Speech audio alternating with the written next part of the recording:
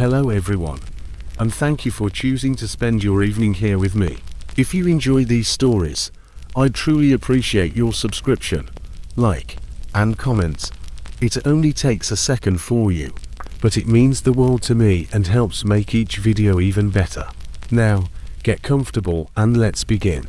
Most of you know Cleopatra from Hollywood films, the seductress draped in gold, the beauty who brought Rome to its knees, the tragic queen who died from an asp bite. But what if this famous death was not an ending written by Roman propaganda, but the final act of a woman who had spent her entire life rewriting the very rules of power? What if the cold stone of her mausoleum in Alexandria was merely the final stage of a journey that brought her from an exiled teenager to the most powerful woman of the ancient world? A journey on which she discovered that true strength lies not in beauty or birthright, but in knowing 9 languages when your enemies know one, in understanding economics when others understand only the clash of swords, and in the ability to wield intellect as precisely as a general commands legions. Today, you will meet Cleopatra not as a victim of Rome, but as the last pharaoh of Egypt, the woman who stood at the intersection of 3 civilizations, commanding fleets that controlled the Mediterranean, who negotiated with the most powerful people in history as an equal and understood that some battles are so profound that they changed the very course of human civilization. She was the final flame of a dynasty that had ruled Egypt for 3 centuries, and she would stop at nothing to ensure that flame kept burning. Before we begin, I would like to say something. If you find peace in these journeys into the past, please subscribe to the channel and like this video. I am also curious, from what part of the world are you listening to me today, and what time is it there now? If you have historical figures or mythological themes you would like me to explore, write about them in the comments below. Now, settling comfortably on your pillows, pull the blanket up higher. We are traveling back to the marble palaces of Alexandria and the dark waters of the Mediterranean Sea. And for this journey, you need to relax completely. This is not some romanticized Hollywood tale where beauty alone topples empires and love conquers all. This is the true story of Cleopatra v Philopator, a name that means glory of the father, although she would create a glory entirely her own that would eclipse any pharaoh who lived before her. Have you ever wondered how a young woman, exiled from her own kingdom at 18, could secretly return to her palace, forge an alliance with Julius Caesar himself, and transform Egypt into a Mediterranean superpower that challenged the dominance of Rome for 2 decades? The answer lies not in the beauty that legends celebrate, but in a brilliant political mind capable of speaking 9 languages fluently, debating philosophy with the greatest scholars of Alexandria, commanding a navy in battle, and negotiating with Roman generals as an equal all amidst the deadliest palace intrigues the ancient world had ever seen. What I am about to reveal to you will change everything you thought you knew about this legendary queen. Today, I will take you inside the golden palaces of Alexandria, where Cleopatra learned to use power with surgical precision. You will learn how she transformed Egypt into an economic powerhouse, won the loyalty of her people and the most powerful men in Rome, and created alliances that shook the foundations of the ancient world.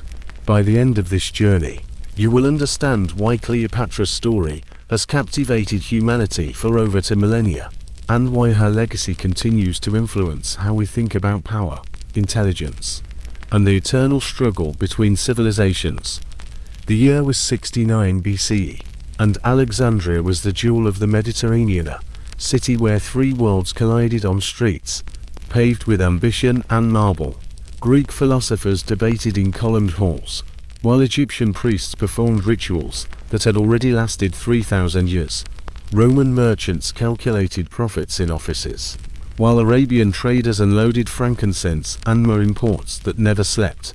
The air itself seemed to shimmer with possibility, saturated with the scent of papyrus ink, temple incense, and the salt wind from the harbor where the great lighthouse, one of the 7 wonders of the world, guided ships from every corner of the known world. It was in this cosmopolitan crucible, in the sprawling palace complex overlooking the harbor, that a girl was born to Ptolemy. a man whose nickname the flute player spoke more of his love for music than his ability to rule. The child was named Cleopatra, which meant glory of the father. But the glory she would achieve would be entirely her own, forged not by the accident of birth, but by a mind that would prove sharper than any blade in her father's arsenal. The palace where young Cleopatra spent her childhood was a world in itself, a labyrinth of marble corridors and painted chambers, where the accumulated wealth of Egypt's grain harvests had been transformed into architectural splendor. Mosaics depicting the conquests of Alexander the Great covered floors polished to a shine by generations of sandaled feet.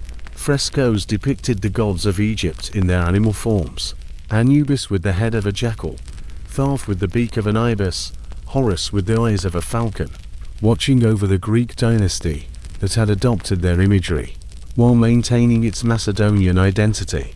In this lay the fundamental contradiction that defined Cleopatra's world from her earliest memories. The Ptolemies who ruled Egypt were not Egyptian at all, they were descendants of one of Alexander the Great's generals, Ptolemy Isota, who took the ancient kingdom as his prize when Alexander's empire collapsed after the conqueror's death. For nearly 3 centuries, this Greek dynasty sat upon the throne of the pharaohs, speaking Greek in the palaces, while the Egyptian people, who cultivated the Nile Valley, spoke a language their rulers never even bothered to learn. But Cleopatra was different from the moment she could form words. While her siblings played with golden toys and chased each other through the palace gardens, she sat in the great library, the legendary repository of human knowledge, where hundreds of thousands of scrolls contained everything from Homer's epic poems to mathematical treatises, from astronomical maps to medical texts. The scholars who kept this treasure of wisdom noticed the young princess who appeared every morning. Her dark eyes hungered for knowledge, and her questions betrayed a mind grasping concepts with unsettling speed. Her mentors were the best minds Alexandria could offer. Greek philosophers taught her the works of Plato and Aristotle, training her to construct arguments with the precision of a geometer proving theorems. Egyptian priests, discerning something unusual in this Greek child who actually wanted to learn their language, taught her the ancient dialect that her ancestors had dismissed as unnecessary. She learned to read hieroglyphs, those sacred writings that turned stone into history, becoming the first Ptolemaic ruler in generations who could read the inscriptions on the temples of her own kingdom without an interpreter. But language was only the beginning. Cleopatra absorbed knowledge as the Nile absorbed summer rains, completely transforming everything it touched.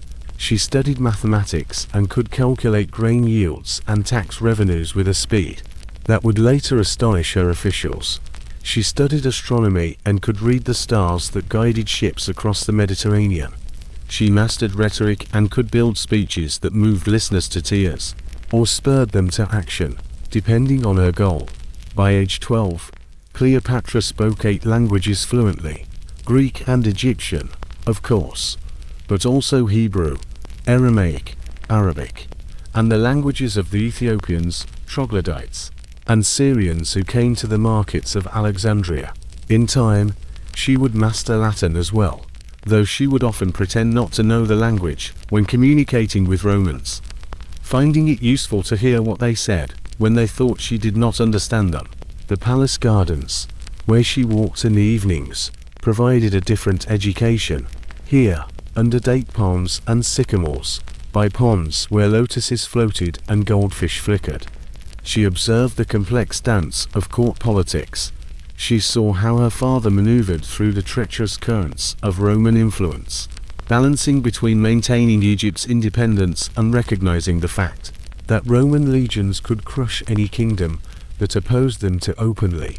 Ptolemy was not a strong king. His grip on power was weak. He was challenged by ambitious relatives and dissatisfied nobles, who saw his compromise with Rome as weakness.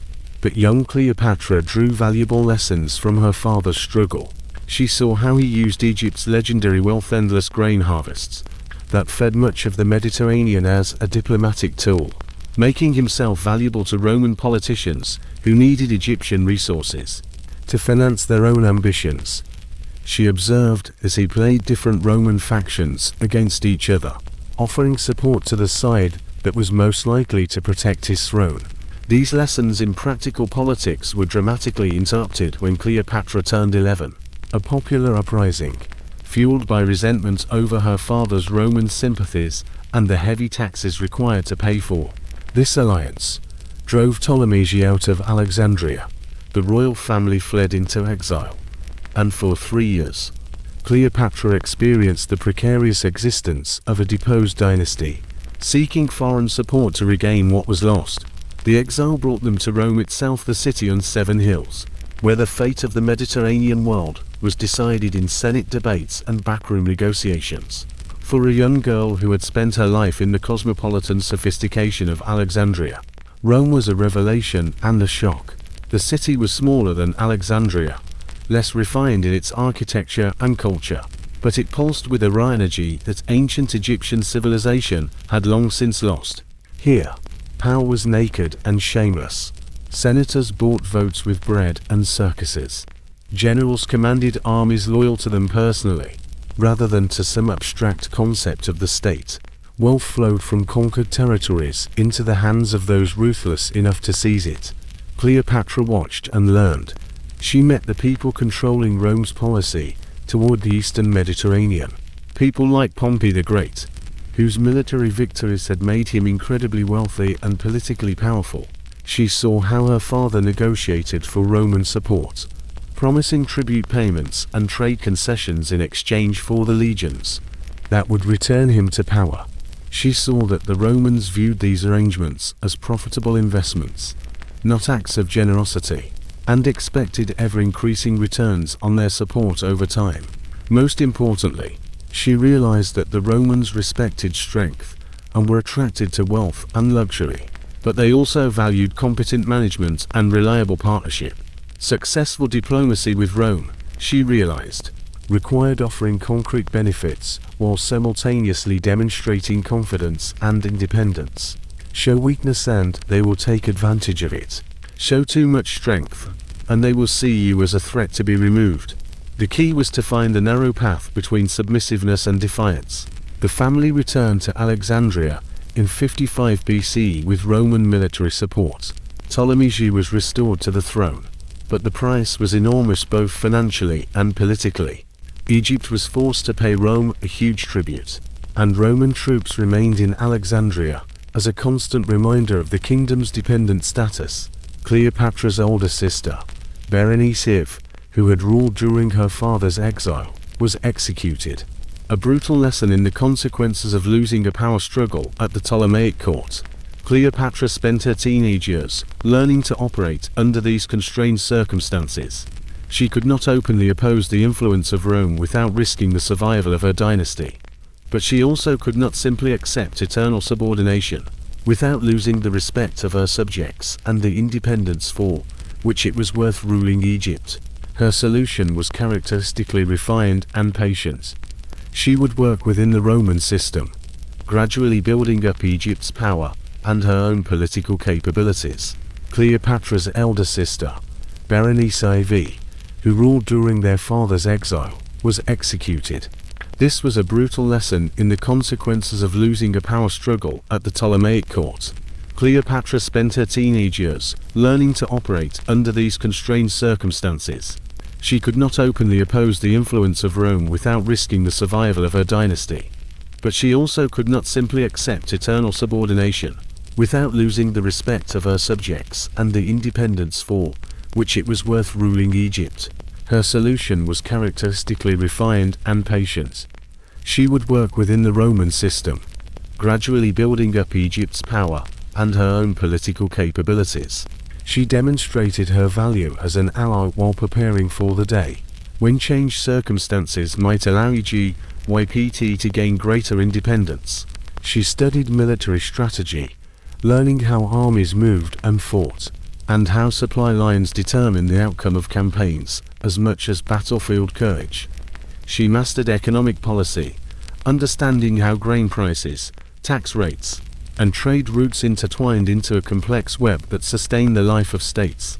She established connections with key military commanders who led armies on Egypt's borders, with priests whose temples legitimized the pharaoh's power, and with the scholars and officials who set in motion the bureaucratic machine of one of the world's most populous and economically productive kingdoms. In the evenings, she stood on the palace balcony, overlooking the Alexandrian harbor and watching the beams of the lighthouse sweep across the dark waters, guiding ships on their way. The city spread out before her like a living map. The Greek quarter with its theaters and gymnasiums, the Egyptian quarter with its ancient temples, the Jewish quarter with its synagogues, and the port district where sailors of all nations mingled in taverns and exchanged stories in dozens of languages. This was her inheritance, a magnificent, complex, vulnerable kingdom, balancing on the edge of a world that was changing faster than anyone could predict.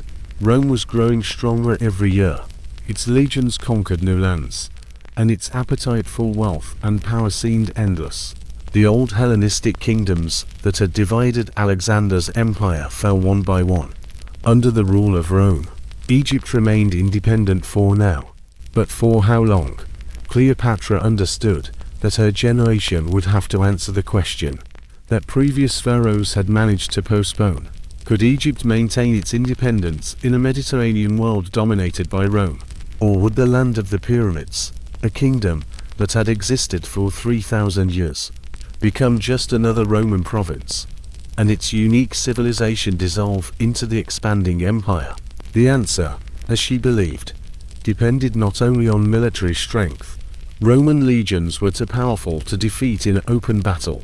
Everything depended on intellect, diplomacy, and the ability to make Egypt such a valuable ally that Rome would prefer partnership over conquest. She needed to convince Roman leaders that Egypt was worth preserving, that its wealth, strategic position, and administrative experience made it more useful as an independent kingdom than as a conquered province. But first, she had to survive the immediate challenges that awaited her. Her father's health was fading.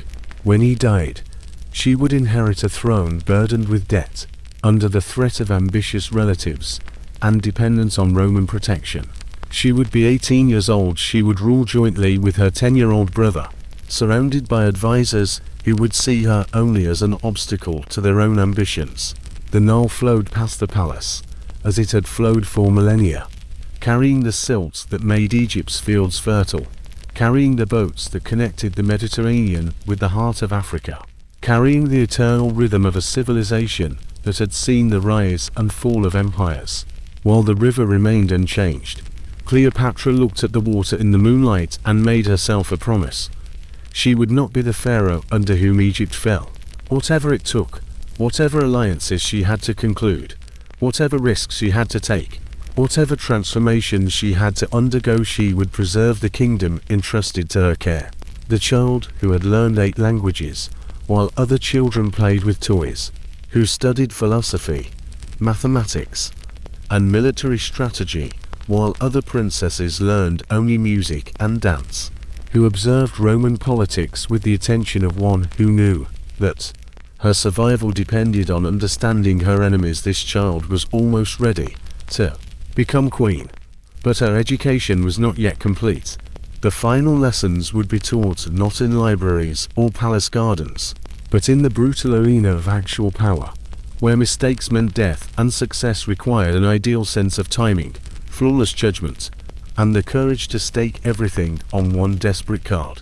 The river flowed, the stars rotated in the heavens, and in the palace, a young woman prepared for the greatest trial any pharaoh had faced in the last 1,000 years. Chapter 2. The Shaky Throne. Death came quietly in the spring of 51 BCE. Ptolemy Giolites, the flute-playing pharaoh, who spent his reign fighting to preserve Egypt's independence, through accommodation with Rome, breathed his last in the very palace where he raised his children, teaching them to navigate a world more dangerous than the one his ancestors knew. He was 59 years old, and he left behind a kingdom burdened with debt, a dynasty torn by ambitions, and a daughter who was to learn that inheriting a throne and holding it are entirely different tasks. Cleopatra was 18 years old when the priest placed the double crown of Upper and Lower Egypt on her head. The white crown of the south, nested in the red crown of the north, symbols of a unified kingdom that had existed for 3 millennia. But the weight she felt came not from the ceremonial crowns, but from the realization of how shaky her position actually was. According to Ptolemaic tradition and Egyptian custom, she was to rule jointly with her younger brother, Ptolemy Zai, who was only 10 years old. The marriage between brother and sister, which this co-rule implied, was standard practice for the dynasty, a way to keep power within the family and maintain the Pharaonic tradition of divine kinship. But tradition and reality diverged in ways that soon became dangerous. Young Ptolemy Zai was too inexperienced to rule, which meant that real power would be exercised by his advisors, men who had their own ambitions and their own ideas about how Egypt should be governed. Chief among them was Pothinus, the royal treasurer, a eunuch whose control over Egypt's finances gave him enormous influence. Beside him stood Theodotus of Chios, the tutor of the young king, who filled the boy's head with ideas about establishing his own power. And commanding the royal guard was Achilles, a general whose 20,000 soldiers made him the chief judge in the question of who actually sat on the throne of Egypt. From the moment of her coronation, Cleopatra understood that these men saw her as an obstacle rather than a partner. They expected to control a child king, using Ptolemy Zai as a puppet, while they themselves held real power. Instead, they faced a young woman who spoke with the authority of someone who had prepared for this role her whole life, who understood the principles of state administration better than they did, and did not intend to remain in the shadows. In her own kingdom, the first conflicts were subtle: disagreements over appointments, disputes over policy, tension over who would represent Egypt in dealings with Rome. Cleopatra insisted on her presence at all important meetings, on the review of all significant decisions, on signing official documents, where her name would stand before her brother's name, a violation of protocol that signaled her intention to be the senior partner in their co-rule. The kingdom she now governed was both rich and vulnerable. Egypt's agricultural productivity remained legendary. The annual Nile floods left rich silt throughout the valley, creating farmlands so fertile that they could yield several harvests a year. Grain flowing from Egyptian fields fed not only the population of Egypt itself, but also much of the Mediterranean world. Rome itself depended on supplies of Egyptian grain to feed its growing urban population, which made Egypt strategically valuable in aspects far beyond purely military considerations. But this wealth imposed obligations and hid dangers. The debts accumulated by Ptolemy to pay for Roman supports still weighed on the treasury. The tribute payments expected by Rome continued to drain resources necessary for Egypt's own development, and the Roman troops stationed in Alexandria served as a constant reminder that Egypt's independence existed only because Rome allowed it for now. Cleopatra's approach to these challenges demonstrated the refined political education she had received. Instead of trying to solve all problems at once, she prioritized, focusing on issues that would have the greatest impact on her long-term ability to rule effectively. She understood that political survival required her to quickly demonstrate competence, while simultaneously creating the coalitions necessary for sustainable success. Her first priority was establishing control over the complex bureaucracy that actually governed Egypt. The Ptolemaic administrative system was one of the most perfect in the ancient world. Special departments were in charge of everything from tax collection and temple maintenance to foreign trade. But this bureaucracy had become accustomed to acting with minimal royal oversight during her father's weak reign, and many officials were more loyal to their own interests or to Pothinus's faction than to the crown. Cleopatra spent her first months in the role of pharaoh, conducting a systematic review of government operations. She met with heads of departments, studied financial reports, and evaluated the competence and loyalty of key personnel. This process allowed her to identify both the most capable administrators and those who could pose a threat to her power. She carried out strategic personnel changes that strengthened her control, and simultaneously increased the efficiency of management. Officials who demonstrated competence and loyalty received promotions. Those who appeared unreliable or potentially disloyal were transferred to less sensitive positions, or dismissed entirely. At the same time, she began addressing Egypt's financial crisis through a combination of economic reforms and diplomatic initiatives. She negotiated more favorable terms with Roman creditors, arguing that Egypt's long-term ability to repay its debts depended on retaining sufficient resources for productive investment. She restructured internal taxation to reduce the burden on farmers and merchants, while ensuring adequate revenue for essential state functions. In an even more innovative step, she initiated new trade projects, utilizing Egypt's strategic position between Africa, Asia, and Europe. Alexandria's ports were expanded and modernized to accommodate larger merchant vessels. New trade agreements were concluded with kingdoms throughout the Mediterranean and beyond. Egypt's famous grain exports were supplemented by luxury items, manufactured goods, and exotic materials from the heart of Africa: ivory and ebony, gold and precious stones, exotic animals for Roman games, and Egyptian perfumes that were valued as highly as gold in foreign markets. This economic policy demonstrated Cleopatra's deep understanding of how political power and economic prosperity reinforce one another.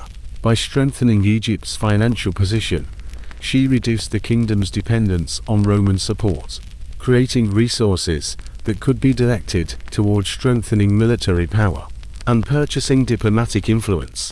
However, her most important early trial was managing the complex relationship with her younger brother and co-ruler. Ptolemy Zaire was too young for effective rule, but he was surrounded by ambitious advisors who saw the regency as an opportunity to advance their own interests.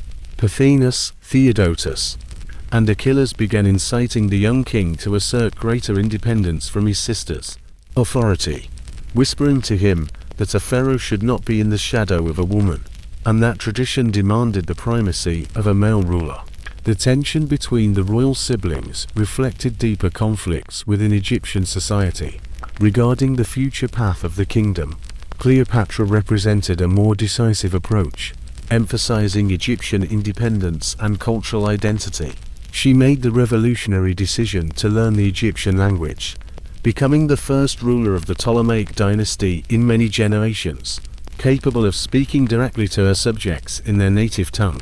She participated in Egyptian religious ceremonies with a genuine understanding of their meaning, rather than merely as a formality. She presented herself as the living embodiment of Isis, the great goddess, who personified divine feminine power and wisdom. Her brother's faction, by contrast, advocated for closer accommodation with Roman power. They argued that survival required accepting eternal subordination in exchange for protection, that Egypt's best hope was to become so useful to Rome that the empire would have no reason for a direct conquest. They viewed Cleopatra's emphasis on Egyptian identity as a dangerous nationalism that could provoke Roman intervention. These philosophical disagreements escalated into practical conflicts over specific political decisions. When Rome requested Egyptian military aid for campaigns in other parts of the Mediterranean, Cleopatra wanted to negotiate terms that would benefit Egypt's interests, perhaps territorial concessions or a reduction in tribute payments in exchange for military support.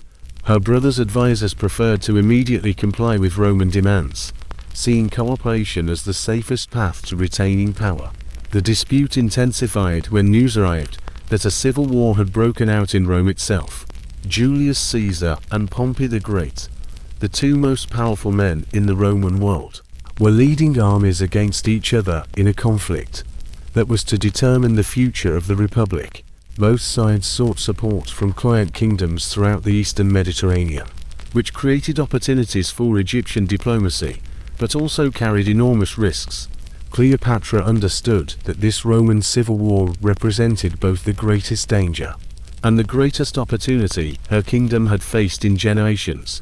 If she chose the winning side, Egypt could potentially gain greater independence and more favorable terms in its relations with Rome.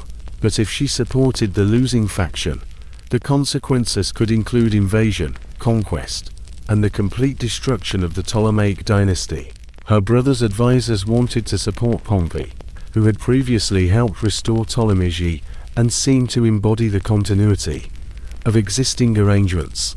They argued that supporting an established Roman leader was safer than betting on Caesar, whose victory was far from certain and whose intentions toward Egypt remained unclear. But Cleopatra's analysis, as usual, was more profound. She had studied both men during her time in Rome and understood their different approaches to managing conquered territories. Pompey represented the traditional Roman aristocracy, which viewed Eastern kingdoms primarily as sources of wealth for exploitation.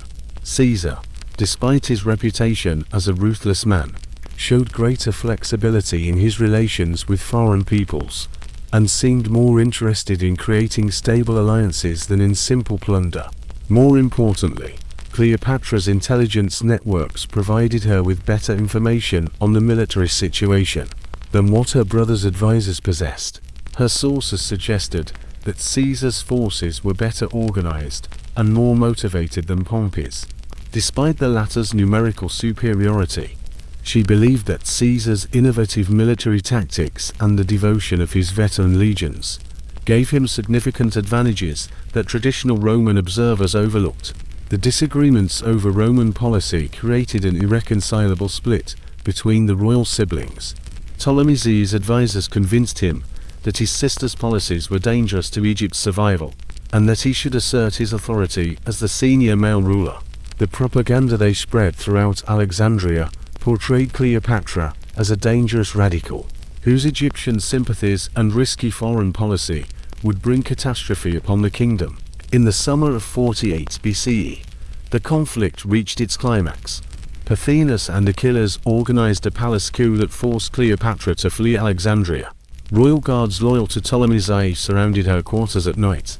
She escaped through secret passages she had learned about during her childhood, walks through the palace passages, whose existence the conspirators did not even suspect. With a small group of loyal supporters, she made her way out of the city under the cover of darkness, leaving behind the throne she had occupied for less than 3 years. The exile was crushing but not unexpected. Cleopatra had prepared for such a possibility. She created safe houses in the countryside, established relationships with provincial governors who might support her cause, and accumulated resources capable of financing a counter-coup when the opportunity arose. She retreated to the eastern frontier of Egypt, near the border with Judea, where she began gathering forces for the struggle to reclaim her throne. But while she was organizing her supporters and planning her return, news arrived that changed the entire situation in ways she could never have imagined. The Roman civil war reached its culmination.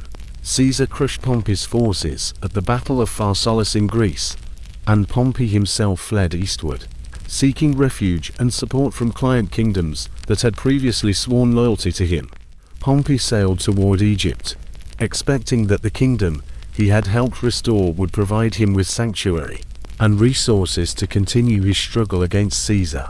Cleopatra immediately realized how Egypt responded to Pompey's arrival would determine not only her fate, but the future of the entire kingdom. Her brother's advisors, who had staked everything on supporting Pompey, now faced a terrible dilemma. If they provided the sanctuary Pompey expected, they would make Egypt an enemy of Caesar, the man who was clearly winning the civil war.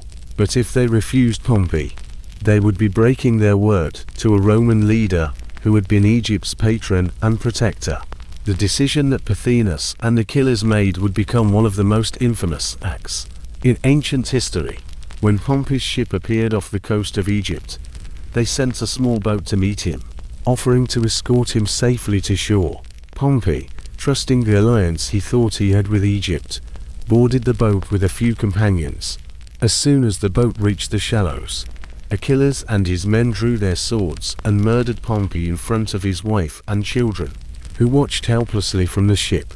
This murder was intended to curry favor with Caesar by removing his enemy. Instead, it demonstrated to the entire Mediterranean world that Egypt's current rulers were capable of the most treacherous betrayal, killing a man who had trusted them and violating all principles of hospitality and honor governing relations between rulers. When Caesar himself arrived in Alexandria a few days later, pursuing Pompey's trail, he was presented with Pompey's severed head and his signet ring. According to historical chronicles, Caesar wept at the sight of this. Whether it was sincere grief for a former ally, or anger at being deprived of the opportunity to show mercy, no one could say, but his reaction made it clear. Ptolemy's advisors had severely miscalculated. They thought they could buy Caesar's favor with a murder. Instead, they had demonstrated their own unreliability and created an opening for anyone who could offer Caesar a more dependable partnership. And in the countryside outside Alexandria, Cleopatra watched these events with the close attention of a person whose entire future depended on reading the situation correctly. She realized that Caesar's arrival was the chance she had been waiting for, the chance to reclaim her throne through an alliance with the man who would clearly control the future of Rome. To take advantage of this opportunity, she had to do something so daring and dangerous that even her closest supporters doubted the wisdom of her decision. She needed to secretly cross territory controlled by enemies, penetrate Roman military lines, and gain access to Caesar himself, the most powerful and dangerous man in the world, while he was surrounded by guards and conducting active military operations in a city where her brother's forces were searching for her. If she succeeded, she could conclude an alliance that would restore her to power and change Egypt's relations with Rome. If she failed, she would likely face execution as a traitor to the interests of both Egypt and Rome. The moon rose over the desert, casting silver light across the sand. Somewhere in the distance, the Nile flowed, as it had always flowed, indifferent to the struggles of those who built their kingdoms along its banks. And in a small encampment on Egypt's eastern frontier, a young woman who had been pharaoh and was now in exile made the decision that would determine not only her own fate, but the future of the ancient world. She would go to Alexandria. She would find Caesar, and stake everything on her ability to convince him that partnership with her offered more value than continued support for the brother who had murdered his rival. The fragile throne had shattered. Now she would forge a new one from the pieces or die in the attempt. The merchant vessel that slipped into Alexandria's harbor on a moonless night in the autumn of 48 BC carried cargo that would change the course of history, though the Roman sentries who watched it dock had no way of knowing. Among the bales of textiles and amphorae of wine, concealed in a way that later accounts would embellish into legend, was Cleopatra herself. She was 21 years old, exiled from her own palace, and about to attempt the most audacious gamble of her young life. The journey from the eastern frontier had required weeks of careful planning. Cleopatra had used her knowledge of Mediterranean trading routes and her connections with merchant families to arrange passage on a ship that made regular runs to Alexandria. The vessel's captain owed his prosperity to loans from the royal treasury during her father's reign, debts that Cleopatra had quietly forgiven in exchange for his assistance. Now, trust was a currency she had learned to spend carefully, and this captain had proven his worth by asking no questions and keeping his crew silent about their unusual passenger. The concealment itself was practical rather than theatrical. Cleopatra had been wrapped in carpets or bedding. The historical accounts vary and were written by people who were not present. But what mattered was that the deception succeeded. Under cover of darkness, the ship docked at a wharf controlled by merchants loyal to her cause.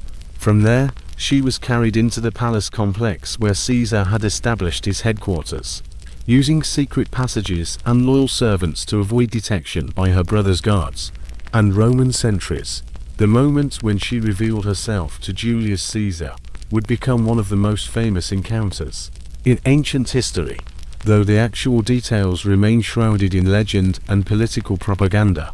What is certain is that Caesar, 52 years old, battle-hardened, politically astute, and accustomed to being approached by supplicants seeking his favor, found himself face to face with a young woman who had risked everything on a desperate gamble to regain her throne. Caesar was immediately impressed, though not for the reasons that later Roman propaganda would suggest. This was not a case of an aging general seduced by youthful beauty, rather. It was the meeting of two highly intelligent political minds who recognized in each other the qualities they valued most: boldness, strategic thinking, and the ability to make difficult decisions under pressure. Before him was a young woman who had smuggled herself past enemy lines to make her case directly, demonstrating exactly the kind of courage and initiative that Caesar admired in both allies and opponents. More importantly, she offered him something he desperately needed. Caesar had arrived in Alexandria with fewer than 4,000 legionnaires, a small force for a city of 500,000 people, many of whom were hostile to the Roman presence. He was pursuing Pompey's supporters while also trying to collect the debts that Ptolemy had owed to Roman creditors. The murder of Pompey had complicated his position, making it difficult to present himself as a liberator rather than a conqueror. An alliance with Cleopatra, the legitimate pharaoh who had been wrongfully deposed, could provide him with both political legitimacy and access to Egypt's legendary wealth. The alliance that emerged from their negotiations was based on mutual benefit, rather than simple romance. Though personal attraction certainly played a role, Caesar agreed to restore Cleopatra to the Egyptian throne and provide Roman military support against her brother's faction. In exchange, she pledged to provide Egypt's resources to support Caesar's continuing campaigns against his Roman rivals and ensure Egyptian cooperation with Roman strategic interests. But implementing this agreement required Caesar and Cleopatra to overcome significant military and political obstacles that would test both their strategic capabilities and their commitment to their partnership. The first challenge was immediate and deadly. Within hours of Cleopatra's arrival at the palace, Pothinus and Achilles learned of her presence and mobilized the 20,000 troops of the Egyptian royal guard, surrounding the palace complex and demanding that Caesar surrender the exiled queen to face judgment for her alleged crimes against the legitimate pharaoh. Caesar found himself in an extraordinarily precarious position. His own forces in Alexandria numbered fewer than 4,000 legionnaires, vastly outnumbered by the Egyptian army that now controlled the city's streets and harbors. His ships were trapped in the harbor by a hostile fleet, and his supply lines back to Rome were completely severed. Any conventional military assessment would have concluded that his situation was hopeless. But Caesar had not conquered Gaul and defeated Pompey through conventional thinking. He recognized that the crisis in Alexandria represented an opportunity to demonstrate Roman power and resolve to the entire Eastern Mediterranean if he could emerge victorious. Despite overwhelming odds, every client kingdom from Syria to Cyprus would understand that Roman friendship was worth preserving, and Roman enmity was too dangerous to risk.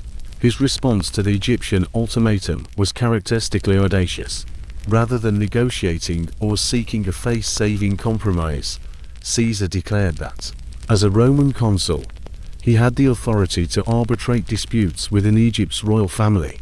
He announced that both Cleopatra and Ptolemy would present their cases before him, and he would render a decision that would be binding on all parties. This proclamation transformed a military standoff into a legal proceeding, giving Caesar the initiative while forcing his opponents to respond to his agenda, rather than pursuing their own. The young Ptolemy was brought to the palace under Roman guard, ostensibly to participate in the arbitration, but actually becoming Caesar's hostage in the process. The proceedings that followed were a masterpiece of political theater. Speaking in fluent Latin, a language she had mastered, specifically for dealing with Romans, Cleopatra argued that her brother's advisors had violated ancient Egyptian law by usurping royal authority from the rightful heir.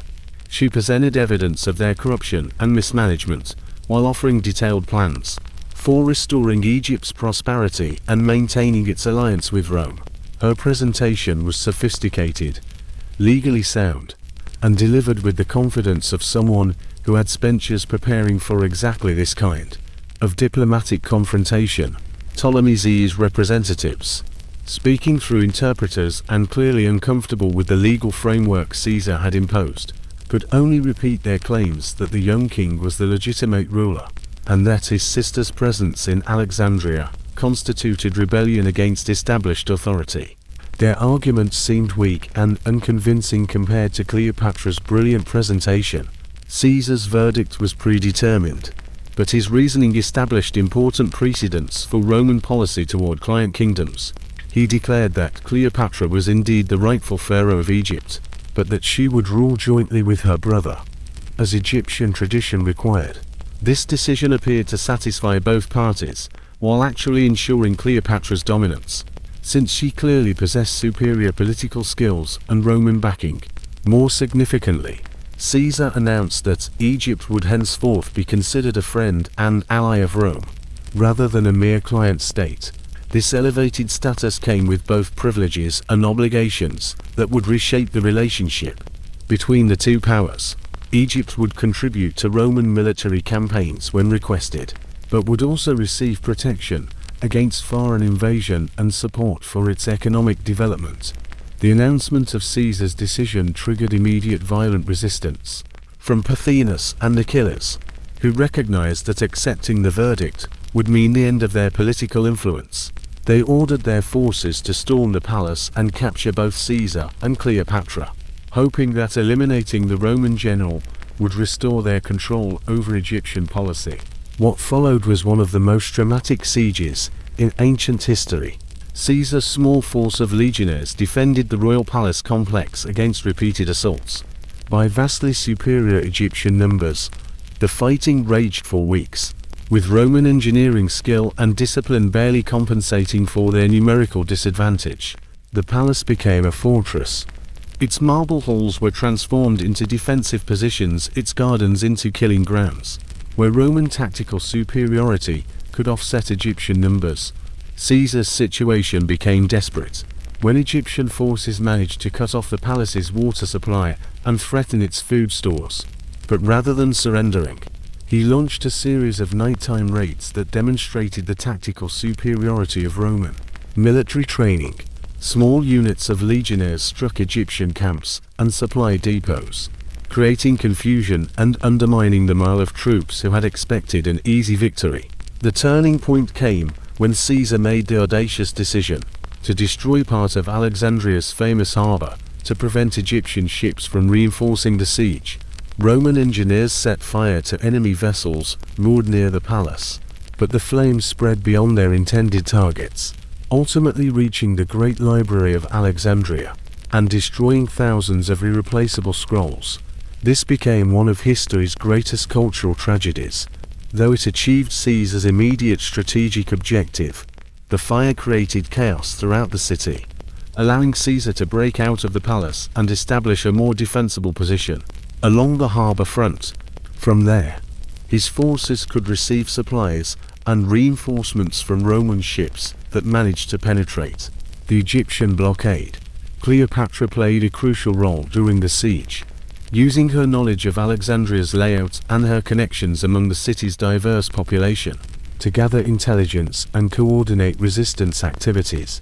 Her ability to communicate with Egyptians in their own language proved invaluable for maintaining popular support and countering the propaganda efforts of her brother's faction.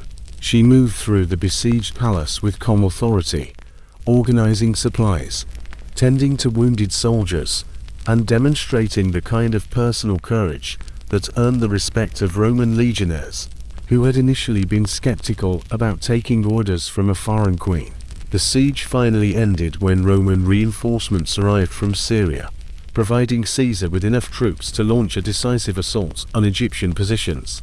The battle that followed demonstrated the tactical superiority of Roman legions over traditional Eastern armies, even when the Romans were significantly outnumbered. Ptolemy's was killed during the fighting. He either drowned in the Nile while fleeing or was assassinated by his own supporters, who hoped to escape Roman vengeance by eliminating the center of resistance. Pothinus and Achilles were captured and executed, ending the immediate threat to Cleopatra's rule and serving as a clear signal of the consequences of opposing Roman policy. With her rivals eliminated and Caesar's legions controlling Alexandria, Cleopatra finally firmly established herself on the throne of Egypt. However, her victory came at an enormous price for the kingdom she now ruled. The siege damaged Alexandria's infrastructure, disrupted trade throughout the eastern Mediterranean, and demonstrated Egypt's military weakness to potential enemies across the region. More importantly, the crisis made Egypt's dependence on Roman protection more obvious and complete than ever before. Caesar remained in Alexandria for several months after the siege, officially to ensure political stability, but in reality enjoying the luxury and intellectual stimulation that Egyptian civilization could provide. This extended stay allowed his relationship with Cleopatra to deepen, evolving from an initial political alliance into something that combined genuine affection with ongoing strategic cooperation. Their partnership during this period showed how personal relationships and political calculations could reinforce each other in the complex world of ancient diplomacy. Caesar found in Cleopatra an intellectual equal, capable of discussing philosophy, literature, and governance with the same sophistication as the most educated Romans. She shared with him knowledge of Eastern Mediterranean politics, and provided access to Egyptian resources that supported his ongoing campaigns against remaining rivals. Cleopatra, meanwhile, gained a deep understanding of Roman political culture and military potential, which would prove invaluable for managing Egypt's future relations with the expanding empire. She learned how Roman commanders thought about strategy and logistics, how Roman politicians balanced competing interests and obligations, and how Roman society perceived foreign peoples and cultures. The most significant result of their relationship was the birth of a son. Caesar was born in 47 BCE, and his appearance created new opportunities and dangers for both parents. The child represented a potential bridge between Egyptian and Roman civilizations, but was also a complication that could affect succession politics in both states. Cleopatra named him Ptolemy XV Caesar, emphasizing the connection with his father and simultaneously asserting his place in the Ptolemaic dynasty. When Caesar finally left Alexandria to continue his campaigns against the remaining Republican forces, he left behind a transformed Egypt that was more closely integrated with Roman power than ever before. But he also left Cleopatra with the knowledge, resources, and political connections necessary to overcome the complex challenges that lay ahead. The queen, having risked everything in a desperate gamble to regain her throne, emerged victorious. The alliance with Caesar restored her to power and demonstrated her political abilities to the entire Mediterranean world. But her triumph was only the beginning of an even more extraordinary phase of her remarkable career. The woman who secretly infiltrated Alexandria to forge an alliance with Rome's most powerful man proved that intellect and courage could overcome seemingly impossible obstacles. When Caesar's ships disappeared over the horizon, Cleopatra again stood on the palace balcony overlooking the harbor of Alexandria, holding her infant son in her arms and reflecting on the future she would build for him and for Egypt. The lighthouse beam swept across the dark waters, safely guiding ships home, just as she would need to guide her kingdom through the treacherous currents of Mediterranean politics in the years ahead. The Egypt that Cleopatra ruled in the years after Caesar's departure was a kingdom transformed by crisis and opportunity. The civil war that nearly destroyed Alexandria also eliminated her rivals and established her power more firmly than any peaceful succession could have. She was no longer just a co-ruler, sharing power with a child king, but became the undisputed Pharaoh of Egypt, supported by Roman military might and her own proven competence. In navigating the deadliest political waters of the ancient world, her first priority was the restoration of administrative systems disrupted during the conflict. The palace bureaucracy suffered significant losses during the siege. Many experienced officials either died in battle or fled to avoid association with the losing faction. Cleopatra needed to replace these cadres, ensuring that new appointees possessed both the competence to perform complex state functions and the loyalty to support her vision for Egypt's future. The process of administrative reconstruction revealed Cleopatra's deep understanding of how power actually functioned in the Ptolemaic system. Instead of simply promoting existing officials or appointing personal favorites, she conducted a systematic evaluation of candidates, considering their technical skills, political reliability, and ability to work effectively within the collaborative model she was establishing. She created new positions that allowed talented people from different walks of life to contribute to the government's work. Greek scholars were appointed to handle diplomatic correspondence and analyze foreign policy. Egyptian priests were given an expanded role in provincial administration, in recognition of their influence over the local population and knowledge of regional conditions. Even some Roman residents of Alexandria were included in advisory councils, where their understanding of Roman political culture could benefit Egyptian interests. This inclusive approach to forming the state apparatus pursued several strategic goals. Beyond simply filling vacant positions, it demonstrated Cleopatra's commitment to representing all layers of Egyptian society, rather than favoring specific ethnic or social groups. This created a broader base of political support for her regime, providing opportunities for advancement to talented individuals who might otherwise have remained excluded from power structures. More importantly, the diverse composition of the administration provided Cleopatra with a multitude of perspectives on political challenges and potential solutions. When considering diplomatic initiatives or economic reforms, she could rely on advisors who understood different aspects of the complex environment in which Egypt functioned. The economic recovery of Egypt required even more careful planning and innovative thinking. Recent conflicts disrupted trade routes throughout the eastern Mediterranean, reducing the commercial revenues that formed the basis of Egyptian prosperity. Agricultural production suffered due to the diversion of resources to military operations, although the costs of restoring damaged infrastructure drained the royal treasury. Cleopatra's response to these economic challenges demonstrated the practical knowledge she had gained in the field of state finance and trade policy. Instead of trying to restore pre-war conditions exactly as they were, she used the destruction as an opportunity to implement improvements that would strengthen Egypt's long-term competitive position. She initiated ambitious infrastructure projects designed to enhance Egypt's potential as a trade hub for the eastern Mediterranean. The great harbour of Alexandria was expanded and modernized with new berthing facilities, capable of receiving larger merchant ships, which were becoming the standard for long-distance trade. Storage facilities of improved design were built, which allowed for a reduction in spoilage and theft of goods, while increasing the volume of products subject to efficient processing. The famous lighthouse of Alexandria, damaged during the recent siege, was not merely repaired, but enhanced with new signaling capabilities that could safely guide ships into the harbour even in severe weather conditions. This improvement made Alexandria more attractive to merchant ship captains, while simultaneously reducing insurance costs that increased the value of goods traded through Egyptian ports.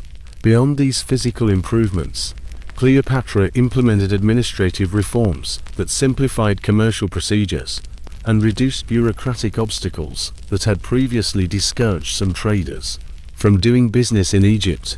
New standardized contracts simplified negotiations between Egyptian merchants and foreign trade partners. Dispute resolution procedures were established, allowing for the quick and fair settlement of commercial disagreements, which reduced the uncertainty that made some business relationships unprofitable. The agricultural sector, remaining the foundation of Egyptian wealth, received special attention in Cleopatra's reconstruction program. She invested royal resources in improving irrigation systems throughout the Nile Valley, ensuring that farmers could maximize their productivity both in years of normal floods and in periods when the river's annual rise was less abundant than usual. New varieties of crops were introduced, capable of yielding high harvests or growing successfully in unfavorable conditions. Farming methods were improved through systematic experimentation, and the exchange of successful innovations between different regions of the kingdom. Storage and transportation systems were refined to reduce losses during harvesting and distribution. These agricultural improvements pursued both economic and political goals. By increasing the well-being of rural areas, they strengthened popular support for Cleopatra's regime among Egyptian farmers, who constituted the majority of her subjects.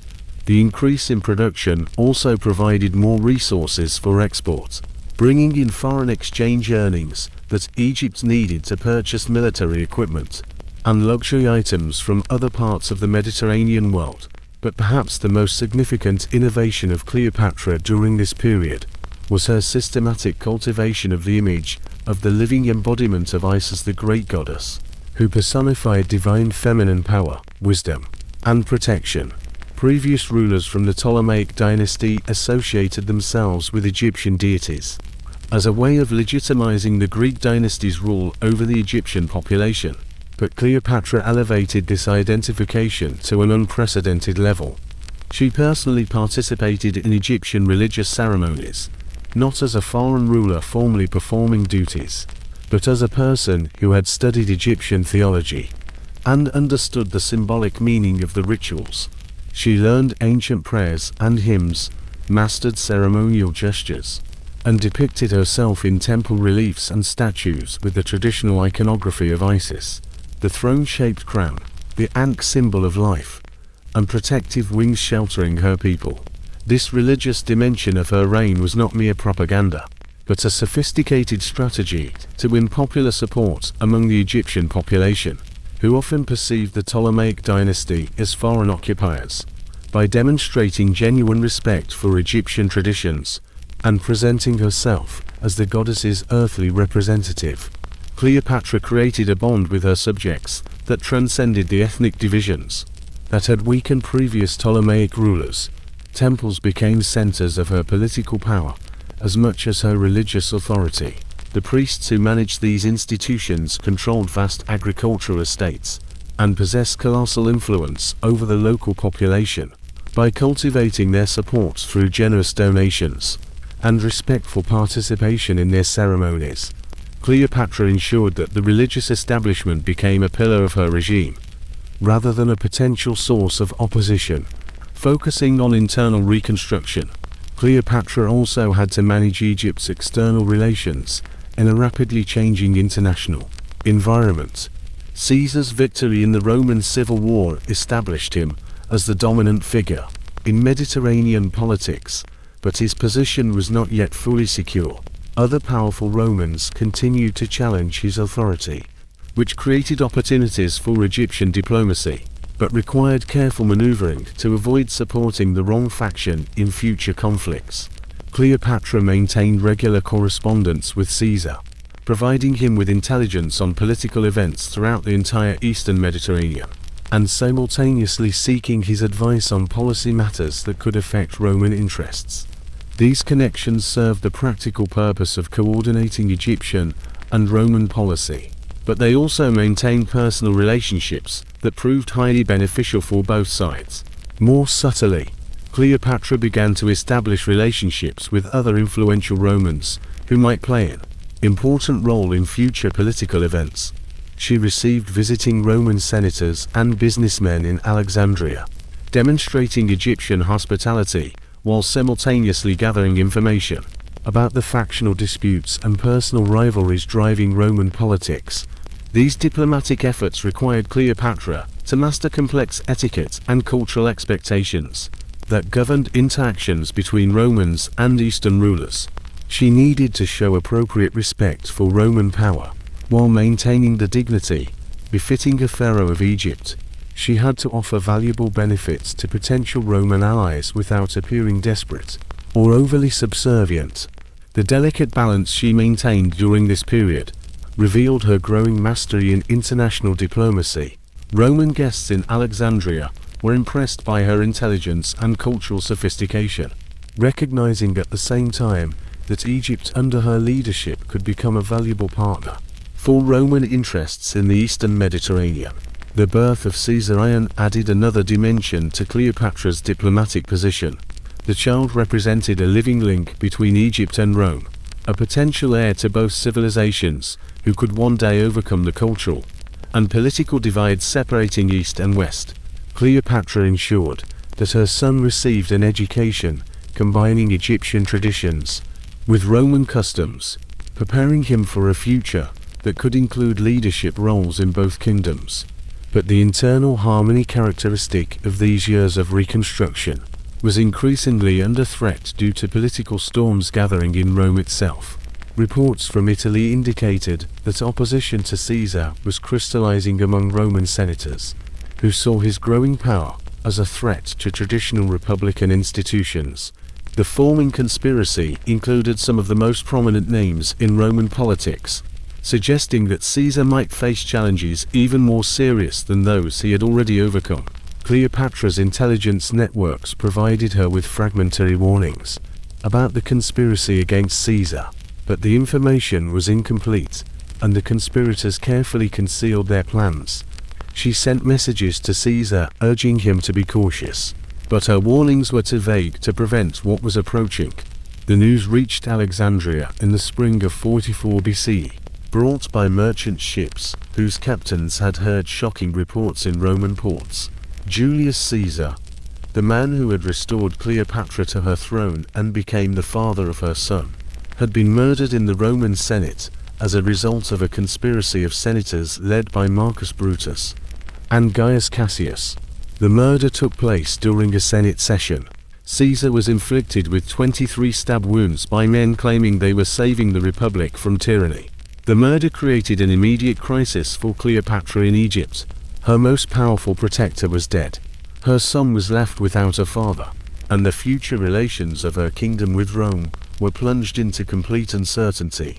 The conspirators who killed Caesar might view Egypt as a hostile state that needed to be brought under tighter Roman control. On the other hand, Caesar's supporters might blame Egypt for failing to provide adequate warning of the plot against their leader. Even more dangerous was the possibility that Caesar's death would trigger another Roman civil war that could devastate the eastern Mediterranean. If competing Roman factions began a struggle for control of the Republic, Egypt might be forced to choose a side in a conflict where the wrong choice could lead to invasion and conquest. Cleopatra's reaction to Caesar's murder revealed both her emotional resilience and strategic insight. Despite the personal loss and political upheaval, she immediately began to adapt Egyptian policy to the new realities created by his death.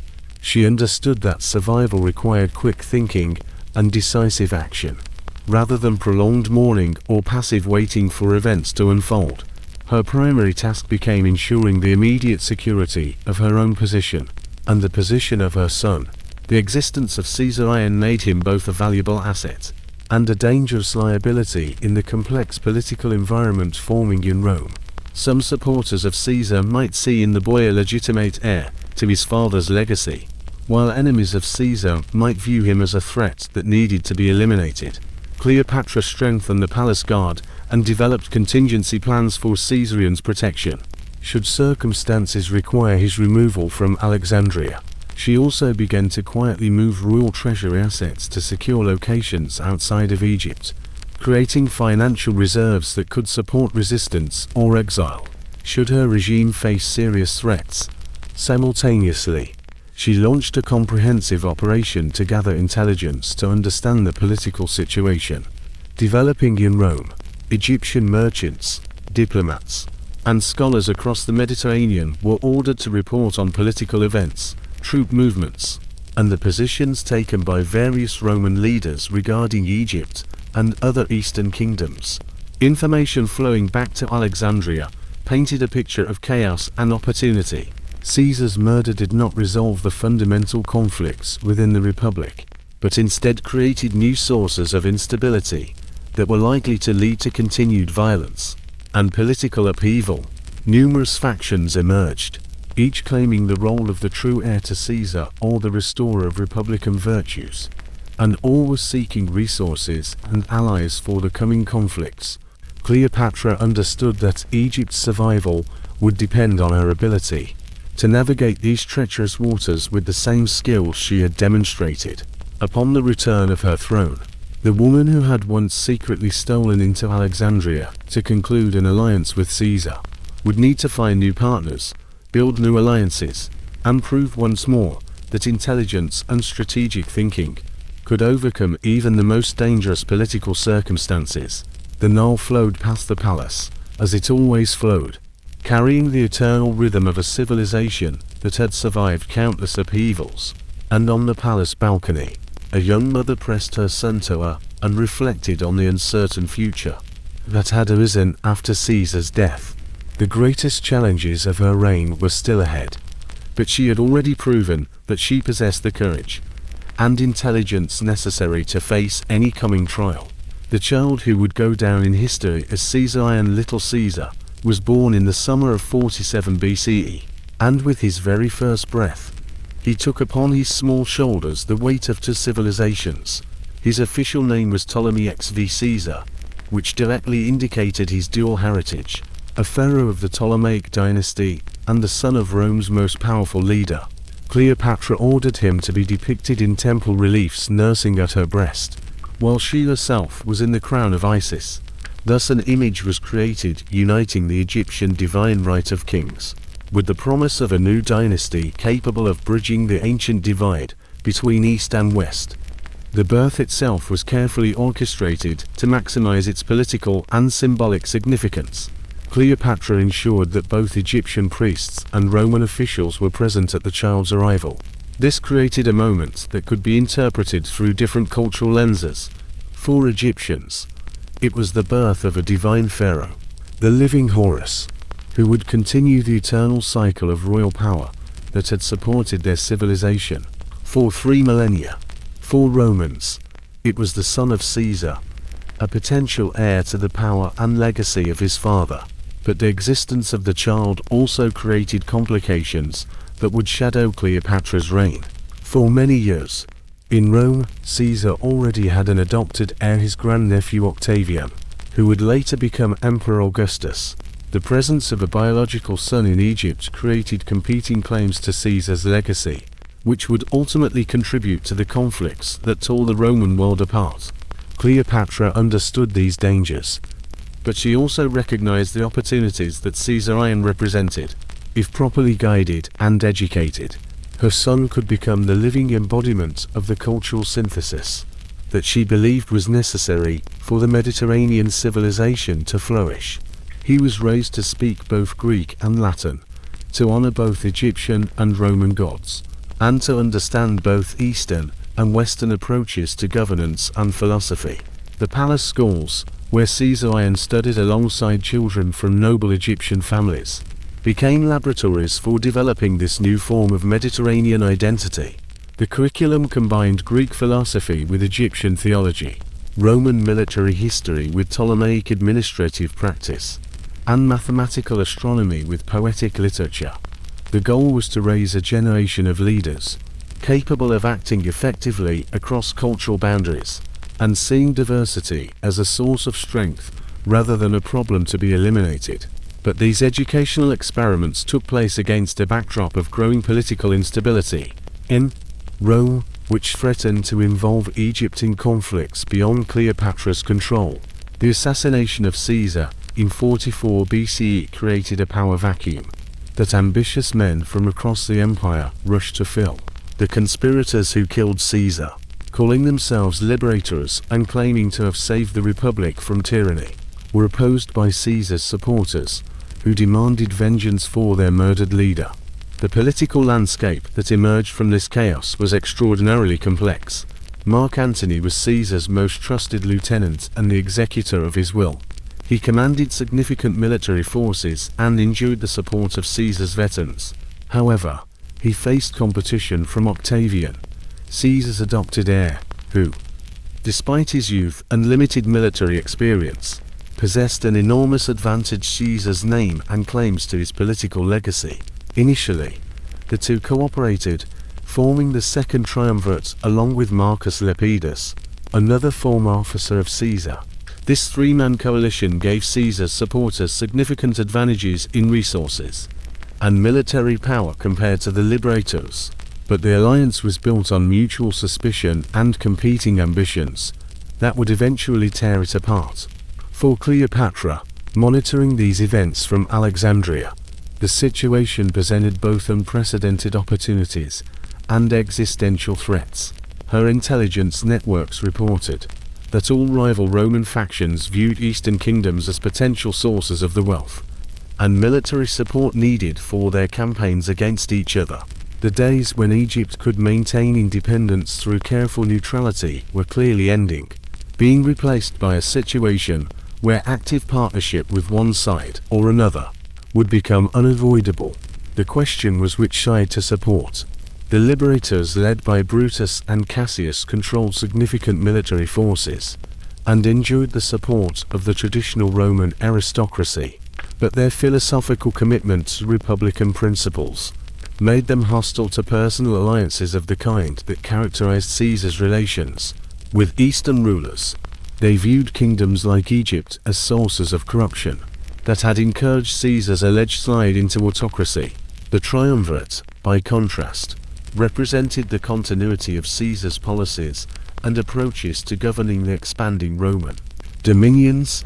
Antony, in particular, understood the practical benefit of maintaining stable relations with wealthy Eastern allies, but supporting Caesar's heirs meant supporting men whose ultimate goals might diverge significantly, and whose rivalry with each other could eventually force Egypt to choose between them.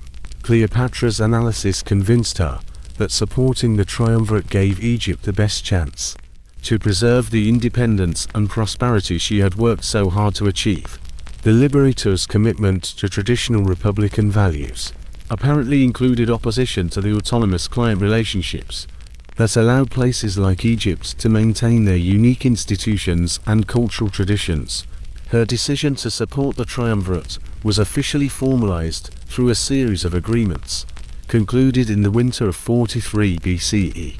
Egyptian representatives met with Roman officials in Cyprus and Rhodes to establish the specific terms under which Egypt would contribute to the campaign against Brutus and Cassius. The agreements resulting from these negotiations marked a significant evolution in Egypt's relations with Rome. Unlike previous arrangements that characterized Egypt as a client state, paying tribute in exchange for protection, the new agreements viewed Egypt as an allied kingdom participating in joint military operations. For mutual benefit, Egypt was to provide naval forces, financial resources, and logistical support for Roman operations in the eastern Mediterranean. In return, the triumvirs guaranteed Egypt's territorial integrity, promised to consult with Cleopatra on political issues affecting the eastern provinces, and agreed to recognize Caesar as a legitimate member of Caesar's family, with potential rights to inheritance. This last provision was particularly significant because it represented the first official Roman recognition of the paternity and political status of Cleopatra's son.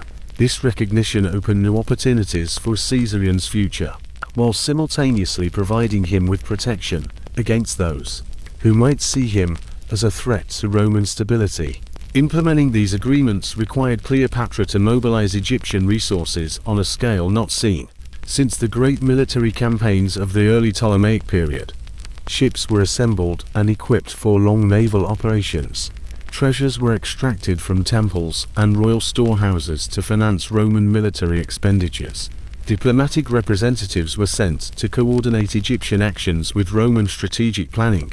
But the most important aspect of Egypt's contribution to the triumvirate's cause was Cleopatra's personal participation in the campaign against Brutus and Cassius.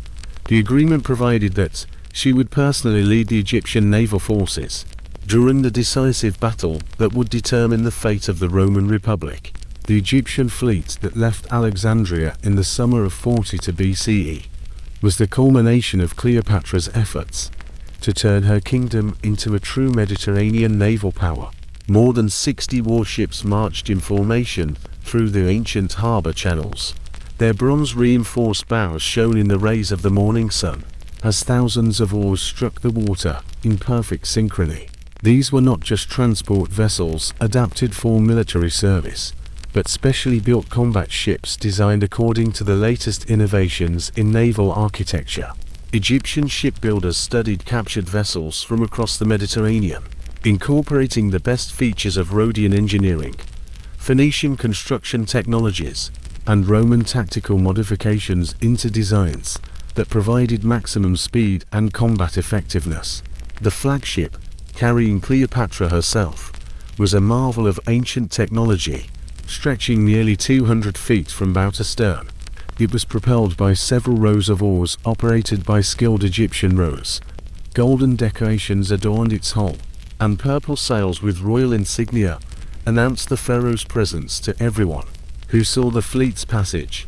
The voyage to the rendezvous point, where Egyptian forces were to join the main fleet of the triumvirate, gave Cleopatra a final opportunity to reconsider her strategy and prepare for the challenges ahead. Every day, she consulted with her naval commanders for hours, honing tactical plans that would maximize Egypt's contribution to the joint operation, while minimizing risks to her own forces.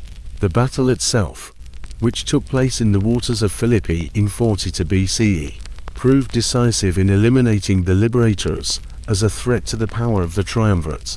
Egyptian forces played an important role during the engagement. Egyptian archers provided cover for Roman boarding parties, while Egyptian siege engines fired upon enemy vessels threatening to break through the Allied lines. The victory was complete and final. Brutus and Cassius perished, and their surviving supporters scattered across the eastern Mediterranean, deprived of the resources or organization needed to continue meaningful resistance. For the triumvirs, the battle meant the elimination of their most serious rivals and the assertion of their power over the entire Roman world. For Cleopatra, it marked her emergence as one of the most important figures in Mediterranean politics, a queen whose military and political abilities were demonstrated on the grandest stage. But victory also created new challenges and opportunities that would test her ability to benefit from success while avoiding the dangers that often accompany sudden shifts in international power relations. Immediately after the battle, Cleopatra took part in negotiations that were to determine the distribution of territories, resources, and responsibilities among the various members of the victorious coalition. Her negotiating position was stronger than ever before. Egypt had made a significant contribution to the victory with both military support and financial resources, and Cleopatra had proven her competence as both a military commander and a political leader. The agreements resulting from these post-war negotiations reflected Cleopatra's strength and position. Egypt received guarantees of territorial integrity that were more comprehensive than previous arrangements. Egyptian trade rights were expanded to include access to markets that were previously closed. Most importantly, Caesarian status as a member of Caesar's family was confirmed by provisions that could potentially support future claims to political inheritance. As the Egyptian ships, loaded with treasures and glory, prepared for the return journey to Alexandria, Cleopatra stood again on the deck of her flagship, reflecting on the opportunities and threats created by the victory. She had achieved everything she had hoped for when she first decided to support the triumvirate's cause, but success also gave rise to new responsibilities and dangers that would require all her intelligence and experience to manage effectively. The gentle waves that carried her fleet home whispered of momentous changes that were already beginning to reshape the ancient world. Changes that would be a test for every lesson Cleopatra had learned during her incredible journey. From a powerless teenager to one of the most influential rulers in history, the greatest challenges of her reign were still ahead. But she had already proven that she possessed the courage and intelligence necessary to meet any coming trial. The summons arrived in Alexandria in the autumn of 41 BCE. It was delivered by a Roman messenger, whose road-stained cloak and exhausted horse spoke of the haste with which he had crossed the eastern Mediterranean. Marc Antony, now the undisputed master of Rome's eastern provinces after the division of territories among the triumvirs, requested the honor of Cleopatra's presence at a meeting in Tarsus, a wealthy trade city on the southern coast of modern-day Turkey. The invitation was formulated diplomatically, but its subtext was clear. Antony sought to officially secure an alliance that would provide him with Egyptian resources. To address the tasks he expected to face in governing the diverse territories, stretching from the Aegean Sea to the Euphrates River, and perhaps in future conflicts with his Roman rivals. How Cleopatra responded to this invitation would determine not only Egypt's immediate diplomatic alignment, but also her personal relationship with one of the most powerful men in the Roman world. The location Antony proposed for their meeting had symbolic significance. It was in Tarsus that Alexander the Great had once met with local rulers during his conquest campaigns, and the historical parallel was obvious. Antony positioned himself as the heir to Alexander's legacy in the Eastern Mediterranean, inviting Cleopatra to join him as a partner in governing the territories that had once formed the core of the Hellenistic world. Cleopatra understood that this meeting represented both a tremendous opportunity and a significant risk. A successful alliance could establish her as Antony's primary partner in the East, providing Egypt with influence over Roman policy that no client kingdom had ever possessed.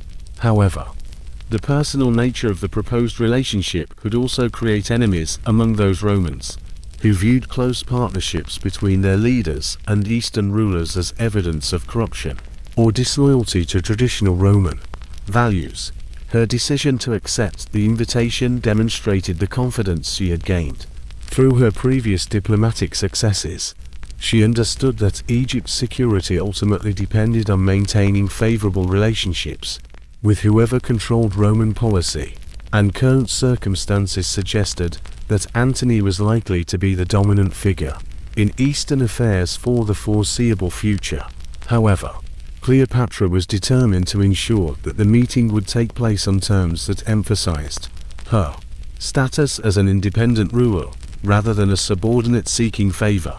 She spent weeks planning her arrival in Tarsus, which was intended to demonstrate Egyptian power and sophistication, while creating the psychological conditions for successful negotiations.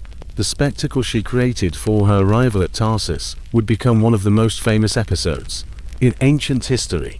Egyptian shipbuilders constructed what was essentially a floating palace, decorated with gold and purple fabrics that proclaimed royal status, while incorporating design elements that would appeal to Roman aesthetic sensibilities.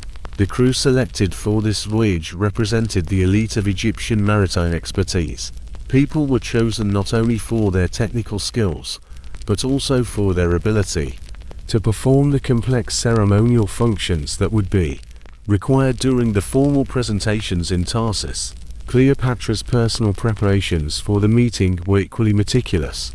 She selected clothing and jewelry that would demonstrate Egyptian wealth, while conforming to standards of dignity appropriate for a diplomatic encounter between heads of state. Her appearance needed to convey confidence and authority, without appearing to compete inappropriately with Roman symbols of power. More importantly, she spent considerable time preparing for the substantive discussions that would determine the practical outcomes of their meeting. She developed detailed proposals for military cooperation, economic partnership, and administrative coordination that would benefit both Egyptian and Roman interests, while preserving the autonomy necessary for the long-term survival of her kingdom. The arrival at Tarsus unfolded exactly as Cleopatra had planned, creating a spectacle that impressed Roman observers and established the psychological framework for successful negotiations. Contemporary accounts describe crowds of local residents gathering along the shore to witness the approach of the Egyptian fleet. Their excitement grew as the magnificent royal barge appeared in the distance. The visual impact was overwhelming. Golden decorations caught the sunlight, hundreds of oars moved in perfect synchronization, and the sounds of Egyptian music and the fragrances of exotic incense created a sensory experience unlike anything most Romans had ever encountered. The overall effect was to present Egyptian civilization as both wealthy and sophisticated, capable of making a meaningful contribution to any alliance, while maintaining its distinctive cultural identity. Antony's response to Cleopatra's arrival revealed both his political intelligence and his genuine admiration for the diplomatic skill she was demonstrating. He immediately understood that she was establishing herself as an equal partner, rather than a subordinate seeking patronage, and he adjusted his own approach accordingly. The formal audiences that followed their initial meeting provided both rulers with opportunities to assess each other's capabilities and intentions. Cleopatra demonstrated her knowledge of Roman politics and her understanding of the challenges Antony faced in governing the eastern provinces. Antony showed his awareness of Egyptian affairs and his respect for the kingdom's historical achievements and current capabilities. However, the true essence of their relationship emerged during private conversations lasting several days, during which they worked through the details of potential cooperation. These conversations revealed the striking compatibility of two experienced rulers, who understood the complexities of governing in a world where political survival required constant adaptation to changing circumstances. Both Cleopatra and Antony had risen to power through a combination of intelligence, courage, and political talent, rather than simply inheriting positions through family connections. Both understood how to balance the conflicting demands of various interest groups, while maintaining the flexibility necessary for effective leadership in uncertain times. Most importantly, both recognized that their personal success depended on the ability to build relationships that served mutual interests while maintaining their own independence. Marc Antony was a complex figure whose reputation as a competent military leader was balanced by concerns about his personal judgment and political reliability. He had been one of Caesar's most trusted lieutenants, fighting side by side with him in Gaul and during the civil wars that had torn the Republic apart. His courage in battle was legendary, and his skill in inspiring loyalty in his soldiers made him one of Rome's most effective commanders. But Antony's relations with other leaders of Rome were often complicated by his impulsive temperament and a tendency to take on obligations that exceeded his authority. He was known as a man who loved life's pleasures, wine, entertainment, and the company of beautiful women, which some Romans viewed as evidence of weakness or a lack of discipline. His critics in Rome portrayed him as someone who was easily distracted from serious responsibilities by personal whims. Cleopatra, however, saw beyond these superficial characteristics to recognize Antony's genuine abilities and the opportunities his position created for Egypt's interests. Unlike many Roman military commanders, who saw eastern territories only as sources of wealth for exploitation, Antony showed genuine respect for the sophisticated civilizations he was now responsible for governing. He understood that effective administration required working with local leaders, rather than simply imposing Roman authority through military force. The alliance that emerged from their meetings in Tarsus was destined to change the balance of power in the Mediterranean world, creating new opportunities for cooperation between the Roman and Egyptian civilizations. The agreements they reached provided for extensive military and economic cooperation. Egypt provided resources and expertise for Roman operations throughout the eastern Mediterranean, in exchange for guarantees of territorial integrity and expanded trading rights. But beyond these formal arrangements, personal relationships emerged that added another dimension of complexity to an already tangled diplomatic situation. The attraction between Cleopatra and Antony was sincere and mutual, combining physical passion with intellectual respect and shared strategic goals. Both were experienced rulers who understood that personal relationships and political calculations were not separate spheres, but deeply interconnected aspects of how power actually functioned in the ancient world. For Cleopatra, the relationship with Antony was the culmination of an entire life spent preparing for exactly such an opportunity to ensure Egypt's independence through a partnership with Rome's most powerful leaders. For Antony, the alliance with Egypt provided the resources and knowledge that could allow him to succeed where other Roman commanders had tried in vain to create stable governance in the diverse territories of the eastern Mediterranean. Antony returned with Cleopatra to Alexandria, where he spent the winter of 41 to 40 BCE, experiencing the sophistication and luxury of Egyptian civilization at its peak. The city, founded by Alexander the Great and transformed by the Ptolemies into the intellectual and commercial capital of the Mediterranean world, offered pleasures and stimuli with which Rome could not compete. The Great Library held the accumulated knowledge of human civilization. The Museum, literally the Temple of the Muses, brought together scholars from all over the known world to conduct research and discuss ideas. Theaters presented Greek dramas and Egyptian religious spectacles. Markets offered goods from Africa, Asia, and Europe. The palace complex, where Antony lived with Cleopatra, was an entire world with gardens and ponds, banquet halls, and private chambers, all decorated with the finest works of art that Egyptian and Greek masters could create. But this extended stay in Alexandria was something more than a mere search for pleasure. Antony studied Egyptian administrative systems that had been refined over 3,000 years of continuous civilizational development. He studied how the Ptolemies managed to govern a diverse population that included Greeks, Egyptians, Jews, and dozens of other ethnic groups, while maintaining social stability and economic prosperity. He observed how Cleopatra balanced the demands of different circles, maintaining her own authority and advancing the interests of her kingdom. These lessons would prove valuable for Antony's own efforts toward the effective management of the eastern provinces. The Roman approach to conquered territories traditionally emphasized military control and resource extraction, paying relatively little attention to the complex administrative challenges of governing a diverse population. Antony began to understand that sustainable Roman power in the East would require more sophisticated approaches, incorporating local expertise and respecting regional traditions. The partnership between Cleopatra and Antony during this period showed how personal relationships and political calculations can reinforce each other in the complex world of ancient diplomacy.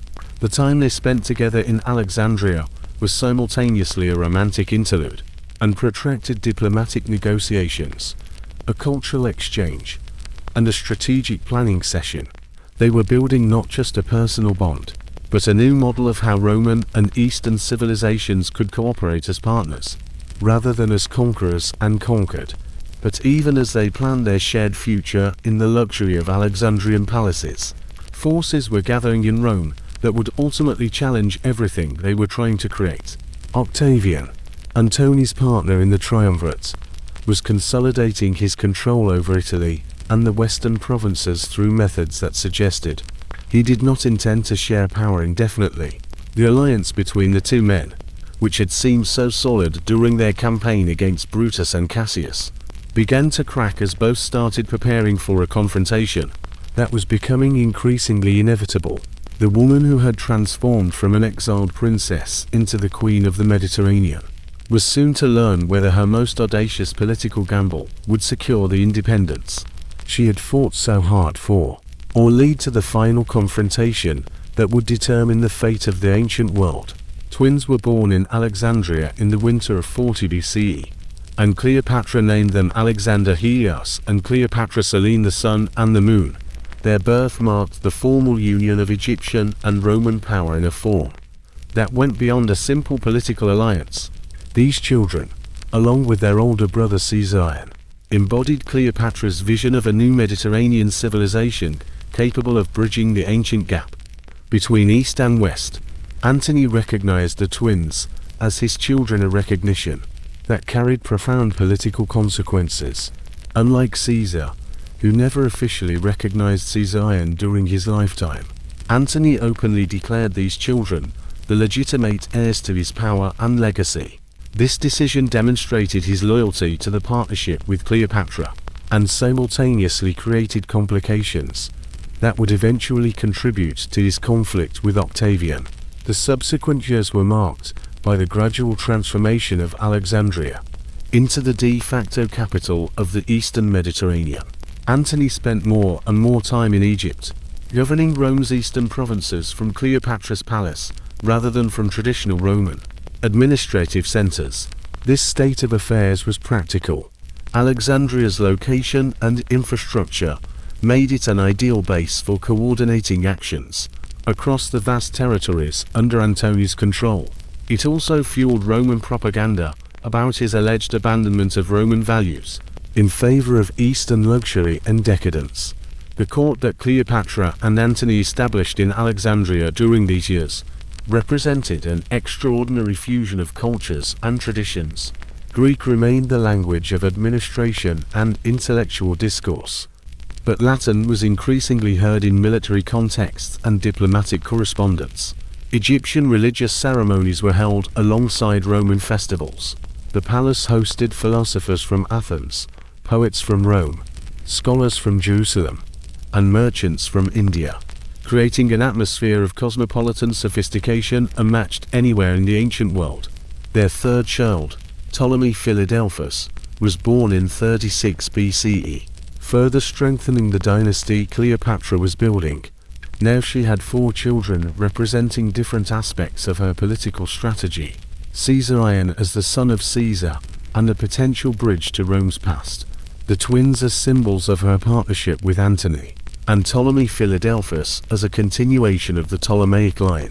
But the most dramatic expression of Cleopatra and Antony's vision for the Eastern Mediterranean was the ceremony of 34 BCE, known as the Donations of Alexandria. During a lavish public spectacle staged in the city's gymnasium, Antony formally granted vast territories to Cleopatra and her children, reorganizing the political geography of the Eastern Mediterranean in a way that pointed to the emergence of a new Hellenistic empire. Cleopatra was proclaimed Queen of Kings, ruling over Egypt and Cyprus. Caesar was named King of Kings and co-ruler of Egypt. His status as Caesar's son was formally recognized. Alexander Helios received Armenia, Media, and Parthia territories that still had to be conquered, but which personified Antony's ambitions for eastern expansion. Cleopatra Selene was granted Cyrenaica and Libya. Ptolemy Philadelphus received Syria and Cilicia. The ceremony was carefully choreographed to evoke associations with both Egyptian pharaonic traditions and Hellenistic royal customs. Cleopatra sat on a golden throne in the robes of Isis, while her children were in regalia befitting their new kingdoms.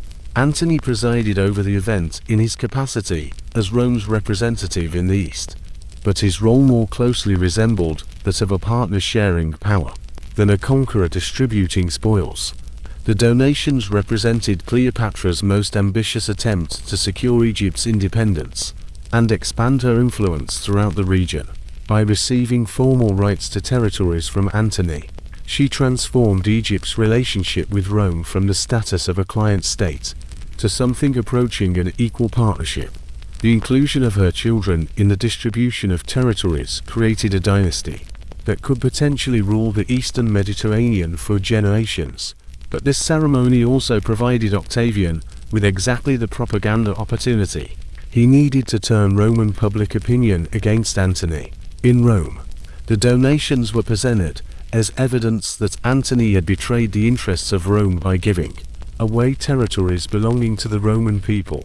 The image of Cleopatra sitting on a throne while Antony distributed kingdoms was presented as proof that the Egyptian queen had seduced the Roman leader, forcing him to abandon his duties and obligations. The propaganda campaign organized by Octavian was sophisticated and effective. He portrayed Cleopatra not as a legitimate ruler pursuing her kingdom's interests, but as a foreign seductress who had corrupted Roman leaders through sexual manipulation. She was presented as a threat to Roman values, Roman power, and Roman civilization itself. A dangerous Eastern queen whose ambitions threatened to overturn the natural order that placed Rome at the center of the Mediterranean world. Antony's relationship with Cleopatra was presented as evidence of his unfitness for leadership. His time in Alexandria was characterized as an abandonment of Roman responsibility in favor of Eastern luxury and decadence. His recognition of the children with Cleopatra was portrayed as a betrayal of his Roman wife and family. Every aspect of their partnership was reinterpreted through a lens emphasizing danger, corruption, and betrayal. The effectiveness of this propaganda reflected both Octavian's political skill and the genuine anxiety many Romans felt about the transformation of their republic into an empire. The civil wars that had torn Rome apart for decades gave rise to deep uncertainty about the future. Many Romans feared that their traditional institutions and values were being destroyed by ambitious leaders who cared more about personal power than about preserving the republic built by their ancestors. Cleopatra became the symbol onto which these fears were projected, as a foreign queen, a woman possessing political power, and an Eastern ruler who seemed to be influencing Roman policy. She personified everything traditional Romans found threatening in the changes, transforming their world. Relations between Antony and Octavian rapidly deteriorated, as both men prepared for the confrontation that was becoming inevitable. The triumvirate that had once united them against Caesar's assassins was dissolving into open hostility. Each controlled significant military forces and governed vast territories, but both understood that the Roman world was no longer large enough to accommodate to supreme leaders with competing visions for the future. In 32 BCE, the final break occurred. Octavian took possession of what he called Antony's will, possibly forged or altered, and read it to the Roman Senate. The document supposedly confirmed that Antony intended to be buried in Alexandria rather than Rome, that he recognized Caesar as Caesar's legitimate son, and that he planned to move the capital of the Roman world to Egypt, whether it was authentic or fabricated. The will gave Octavian the justification needed to declare war. Notably, Octavian did not declare war on Antony directly, which would have been politically problematic, as it would have meant Romans fighting Romans in yet another civil war. Instead, he declared war on Cleopatra, presenting the conflict as a defensive measure to protect Rome from foreign aggression. This formulation allowed him to cast himself as a defender of Roman interests against an external threat rather than a pursuer of personal ambitions in a power struggle with a compatriot. For Cleopatra, the declaration of war became the culmination of everything she had feared and fought against throughout her reign. Despite all her diplomatic skill, all her careful alliance building, and all her efforts to make Egypt valuable enough to Rome that conquest would seem unnecessary, she now faced the full military might of the Western Roman Empire. Determined to destroy her kingdom and eliminate her as a political force, the woman who had spent her entire life preparing for this moment understood that the coming conflict would determine not only her own fate, but the future of the entire Egyptian civilization.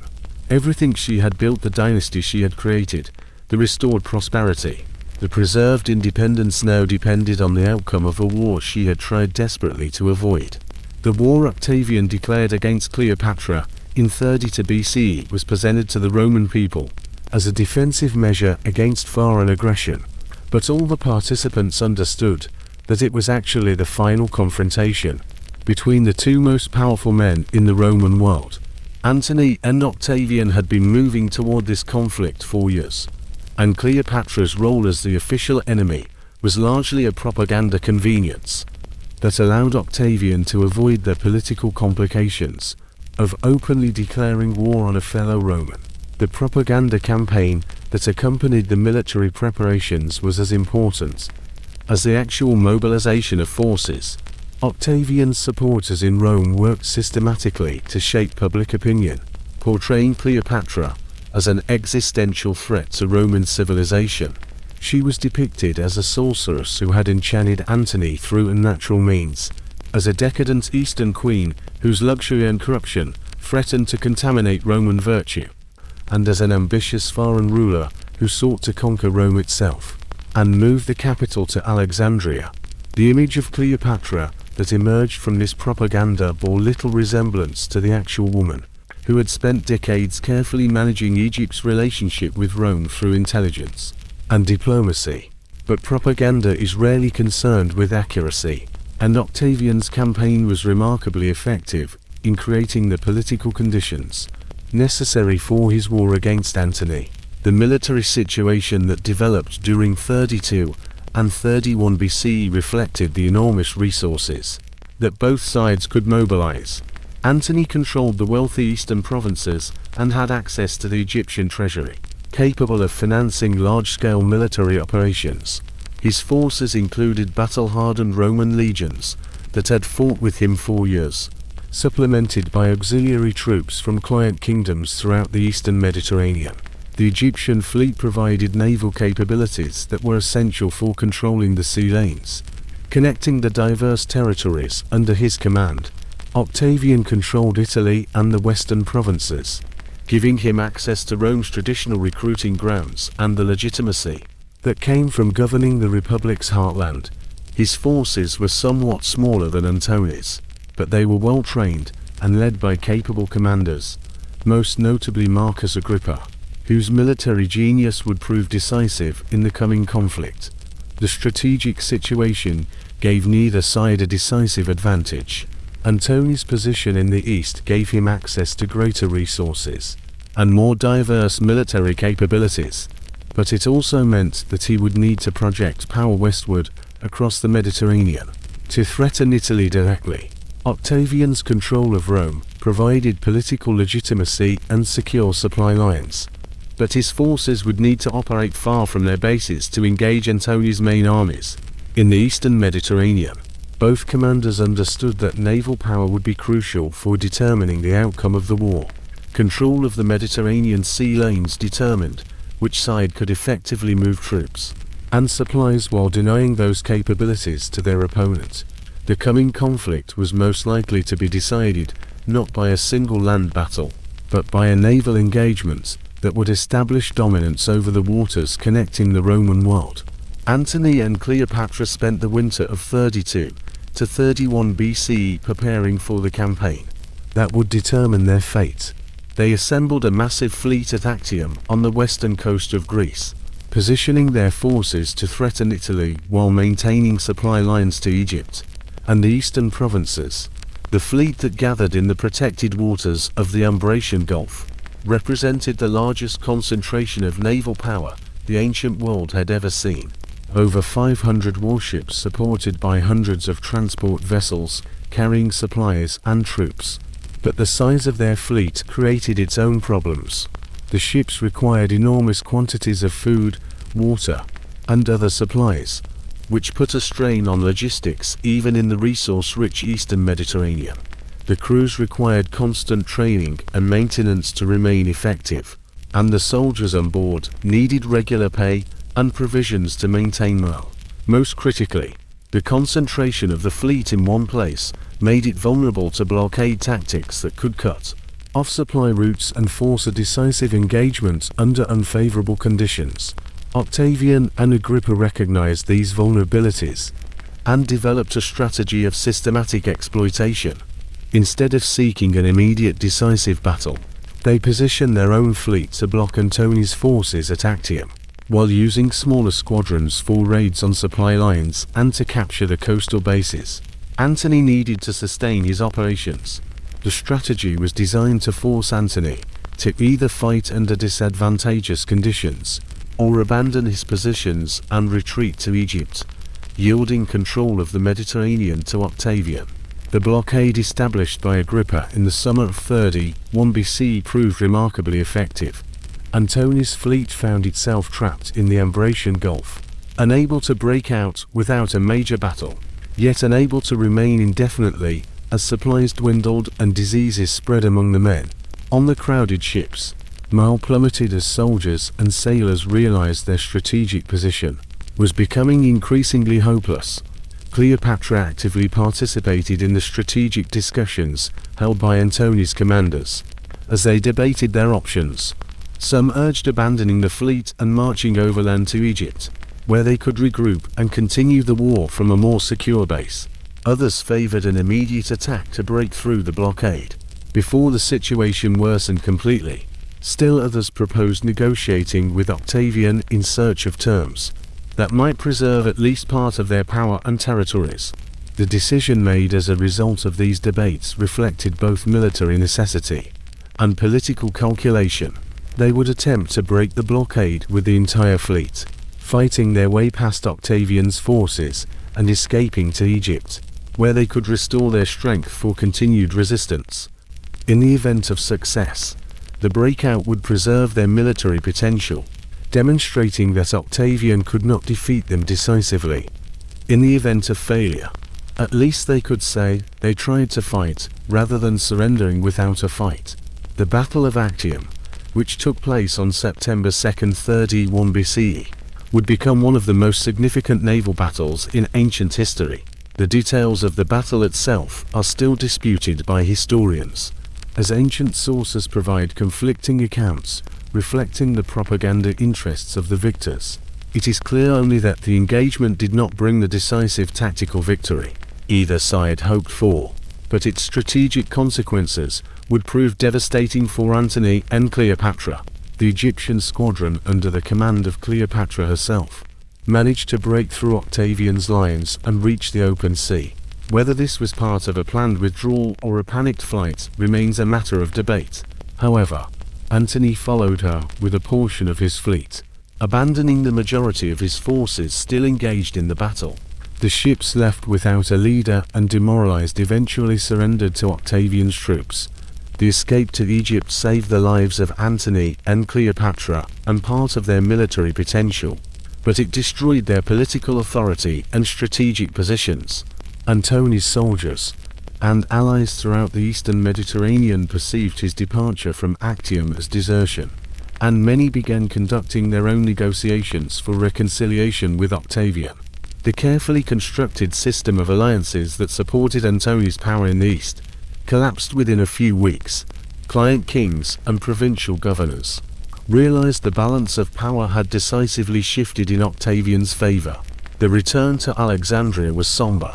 The fleet that had set sail several months ago with such confidence now limped home, retaining barely a quarter of its original strength. The dreams of a new Hellenistic empire ruling the eastern Mediterranean were shattered in a single day of battle, and both Antony and Cleopatra understood that they now faced the final crisis of their lives. The aftermath of Actium unfolded with the terrifying inevitability of a Greek tragedy. Antony and Cleopatra escaped themselves and saved part of the fleet, but they lost something much more important: the belief of their supporters that they could successfully resist Octavian's power. During the winter of 3130 BCE, the political and military coalition that had sustained their positions in the east dissolved. Allies and subordinates separately came to terms with the victor. Cleopatra's response to the disaster demonstrated the resilience and strategic thinking that had characterized her entire reign. While Antony sank into depression, she immediately began working to salvage what could still be recovered from the wreckage of their ambitions. She sent diplomatic missions to Octavian, probing for possible peace terms, offering enormous bribes and territorial concessions in exchange for recognition of her continued rule in Egypt and the safety of her children. Simultaneously, she prepared for the possibility that negotiations would fail and Egypt would have to defend itself against a Roman invasion. The treasury was inventoried and placed under guard. The army was reorganized and reinforced with new recruits. Defensive positions were created at strategic points along the likely routes of the advancing Roman troops. She even considered the possibility of leaving Egypt entirely, moving the royal family and the treasury to India or Arabia, where they could found a new kingdom beyond the reach of Rome. But all these preparations could not change the fundamental reality. Egypt's position had become hopeless. Octavian possessed overwhelming military superiority and had no reason to offer terms that would allow Cleopatra to remain in power. His propaganda had painted her as Rome's greatest enemy, and any resolution other than her total defeat would undermine the narrative he had created to justify the war. The Roman invasion of Egypt began in the summer of 30 BCE. Octavian's troops advanced from both the west and the northeast, methodically moving toward Alexandria and accepting the surrender of Egyptian garrisons that recognized the futility of resistance. The campaign was less a military conquest than a political collapse. Administrative and military structures that had supported Ptolemaic power for 3 centuries simply dissolved in the face of crushing Roman might. Antony made one last attempt to defend Alexandria. Leading a sortie against Octavian's advancing forces initially, he achieved some success. But he was soon overwhelmed by superior numbers. The defeat broke what remained of his will to resist. On August 1, 30 BCE, after receiving false reports that Cleopatra was already dead, he stabbed himself with his sword in the traditional Roman manner of honorable suicide. But the wound was not immediately fatal, and Antony lived long enough to learn that Cleopatra was still alive, and had taken refuge in the mausoleum she had built for her future tomb. He was carried to the mausoleum, where Cleopatra and her attendants pulled him through a window. The doors were barred against Roman soldiers who might try to seize her. He died in her arms, the last of Caesar's lieutenants, the man who had almost succeeded in creating a new Roman order in the East. Now Cleopatra faced the final crisis of her extraordinary life. She was locked in a mausoleum, surrounded by Roman soldiers, with no remaining military force and no realistic hope of escape. Her only remaining assets were her intellect, her dignity, and the vast treasures accumulated in the tomb, riches that Octavian desperately wanted to acquire to finance his own political ambitions in Rome. Negotiations between Cleopatra and Octavian were conducted through intermediaries, with each side maneuvering for advantage in a situation where the final outcome was no longer in doubt. Cleopatra threatened to burn the treasures if Octavian tried to take her by force, which gave her a slight advantage, despite her hopeless military position. Octavian wanted both the treasure and Cleopatra herself alive, so that he could display her, in his triumph in Rome, as proof of victory over the Republic's greatest enemy. The last meeting between Cleopatra and Octavian remains shrouded in historical uncertainty.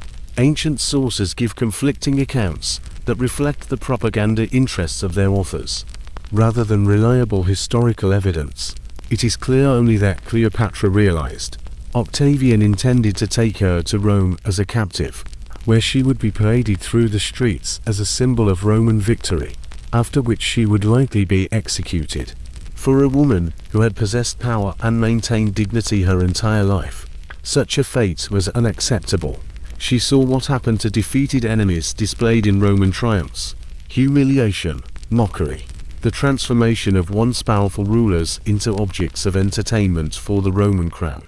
She could not allow herself or her legacy to be so degraded. The final days of Cleopatra's life were spent in the mausoleum, where she had found refuge, surrounded by the treasures of Egypt and attended by the two loyal handmaidens, who remained with her until the end. Octavian's soldiers guarded the building, ensuring she could not escape while their commander decided her final fate. But within those stone walls, Cleopatra retained one last form of power control over the manner and timing of her own death. Historical evidence of how Cleopatra died has been embellished by centuries of legends and propaganda. The famous story of the asp, a poisonous snake brought into the mausoleum in a basket of figs, may be true, or it may be a symbolic fiction created to give her death a mythological resonance befitting the last pharaoh of Egypt. The specific method is not what's important, but the meaning. Cleopatra chose death on her own terms instead of submission to Roman humiliation. On August 12, 30 BCE, Cleopatra was found dead in her mausoleum, dressed in royal regalia and reclining on a golden couch, as if she were merely sleeping. Her two attendants, Iris and Charmian, died with her, loyal to the end. The scene discovered by the Roman soldiers was carefully staged to present Cleopatra as she wished to be remembered, not as a defeated enemy, but as a queen who had maintained her dignity and autonomy even in death. Octavian's reaction to Cleopatra's suicide revealed both frustration and a grudging respect. He was deprived of the propaganda triumph of displaying her in Rome, but he recognized that her dignified death secured her a kind of victory that military defeat could not erase. He ordered her to be buried with full royal honors beside Antony, recognizing in death the partnership he had worked so hard to destroy in life. The death of Cleopatra marked the end of the Ptolemaic dynasty that had ruled Egypt for 3 centuries. Caesar, her eldest son and the last potential heir to both Egyptian and Roman power, was tracked down and executed on Octavian's orders. The other children were taken to Rome, where they were raised in Octavian's household, living symbols of his victory, but stripped of any real power or political significance. Egypt itself became a Roman province, but one with a special status reflecting its unique importance to the empire. Octavian declared that Egypt would be his personal property, rather than a regular province. Under the Senate's administration, understanding that control over Egyptian grain supplies and treasures was too important to trust to potential rivals, the ancient kingdom that had lasted 3,000 years built the pyramids and created one of humanity's first great civilizations was now turned into the personal estate of a Roman emperor. Silence gradually fell upon the temples as the old gods were forgotten or absorbed into Roman religious practices. The hieroglyphic script that had recorded Egyptian history for millennia slowly fell out of use, as Greek and Latin became the languages of administration and culture. The distinctive Egyptian civilization that Cleopatra had fought so hard to preserve gradually dissolved into the cosmopolitan culture of the Roman Mediterranean. But Cleopatra's legacy reached far beyond the political and military events of her reign. She demonstrated that intellect and diplomatic skill allow even relatively weak states to maintain independence and influence in a world dominated by military superpowers. She showed that women can wield political power as effectively as men, if they are given the opportunity and education to develop their abilities. She created a vision of cultural synthesis between East and West that influenced how subsequent generations reflected on the relationships between different civilizations. The propaganda created by Octavian and his successors to justify the conquest of Egypt led to Cleopatra being remembered primarily as a seductress who corrupted Roman leaders through sexual manipulation. This image, endlessly repeated in Roman literature and later Western culture, eclipsed the reality, the image of a highly educated ruler who for more than 2 decades navigated the most dangerous political environment of the ancient world with striking skill. But behind the propaganda lay the truth. Cleopatra was the last pharaoh of Egypt, the final representative of a civilization that lasted longer than any other in human history. She fought with every available means: intellect, diplomacy, military force, economic power, and personal courage to preserve the independence of her kingdom in an era when independence was becoming impossible for any state unable to match the military might of Rome. The Nile continued to flow past the ruins of Alexandria, carrying the eternal rhythm of a civilization that had seen the rise and fall of empires. While the river remained unchanged, the lighthouse that for centuries had safely guided ships into the harbor still stood, though in time it was destined to collapse into the sea. The library that had stored the accumulated knowledge of humanity was gone, its scrolls scattered or burned. The palace where Cleopatra ruled was already being turned into Roman administrative buildings. But somewhere in the quiet corridors of memory, the last queen of Egypt still walked beneath painted ceilings in golden light. Her story would be told and retold across the centuries, distorted by propaganda and embellished by legends, but never entirely forgotten. She lived in an age of transformation when the ancient world was giving way to something new, and she fought with wit and courage to give this transformation form, according to her vision. The desert wind blew over the sands, covering the tracks of armies and the ruins of empires. The stars turned in the heights as they had turned for millennia, indifferent to the struggle of those who built their kingdoms beneath them. And in the silence of the Egyptian night, the memory of the last pharaoh lingered like the smoke of incense from ancient temples, a reminder that some stories are too powerful to be erased by conquest or distorted by propaganda. Cleopatra was defeated, but not broken. She lost her kingdom, but she kept her dignity. She died, but she made sure her story would live forever. In the end, perhaps that was the only victory that mattered: to remain in memory, not as her enemies wished to portray her, but as she truly was, the last pharaoh of Egypt, who fought with intellect and courage to preserve an ancient civilization in a world that was changing too fast for any control. The ancient world had ended. A new era began. And somewhere between memory and legend, Cleopatra's story will continue to inspire those who understand. True power stems not only from military force, but from mind, bravery, and the refusal to compromise one's dignity, even in the face of insurmountable circumstances.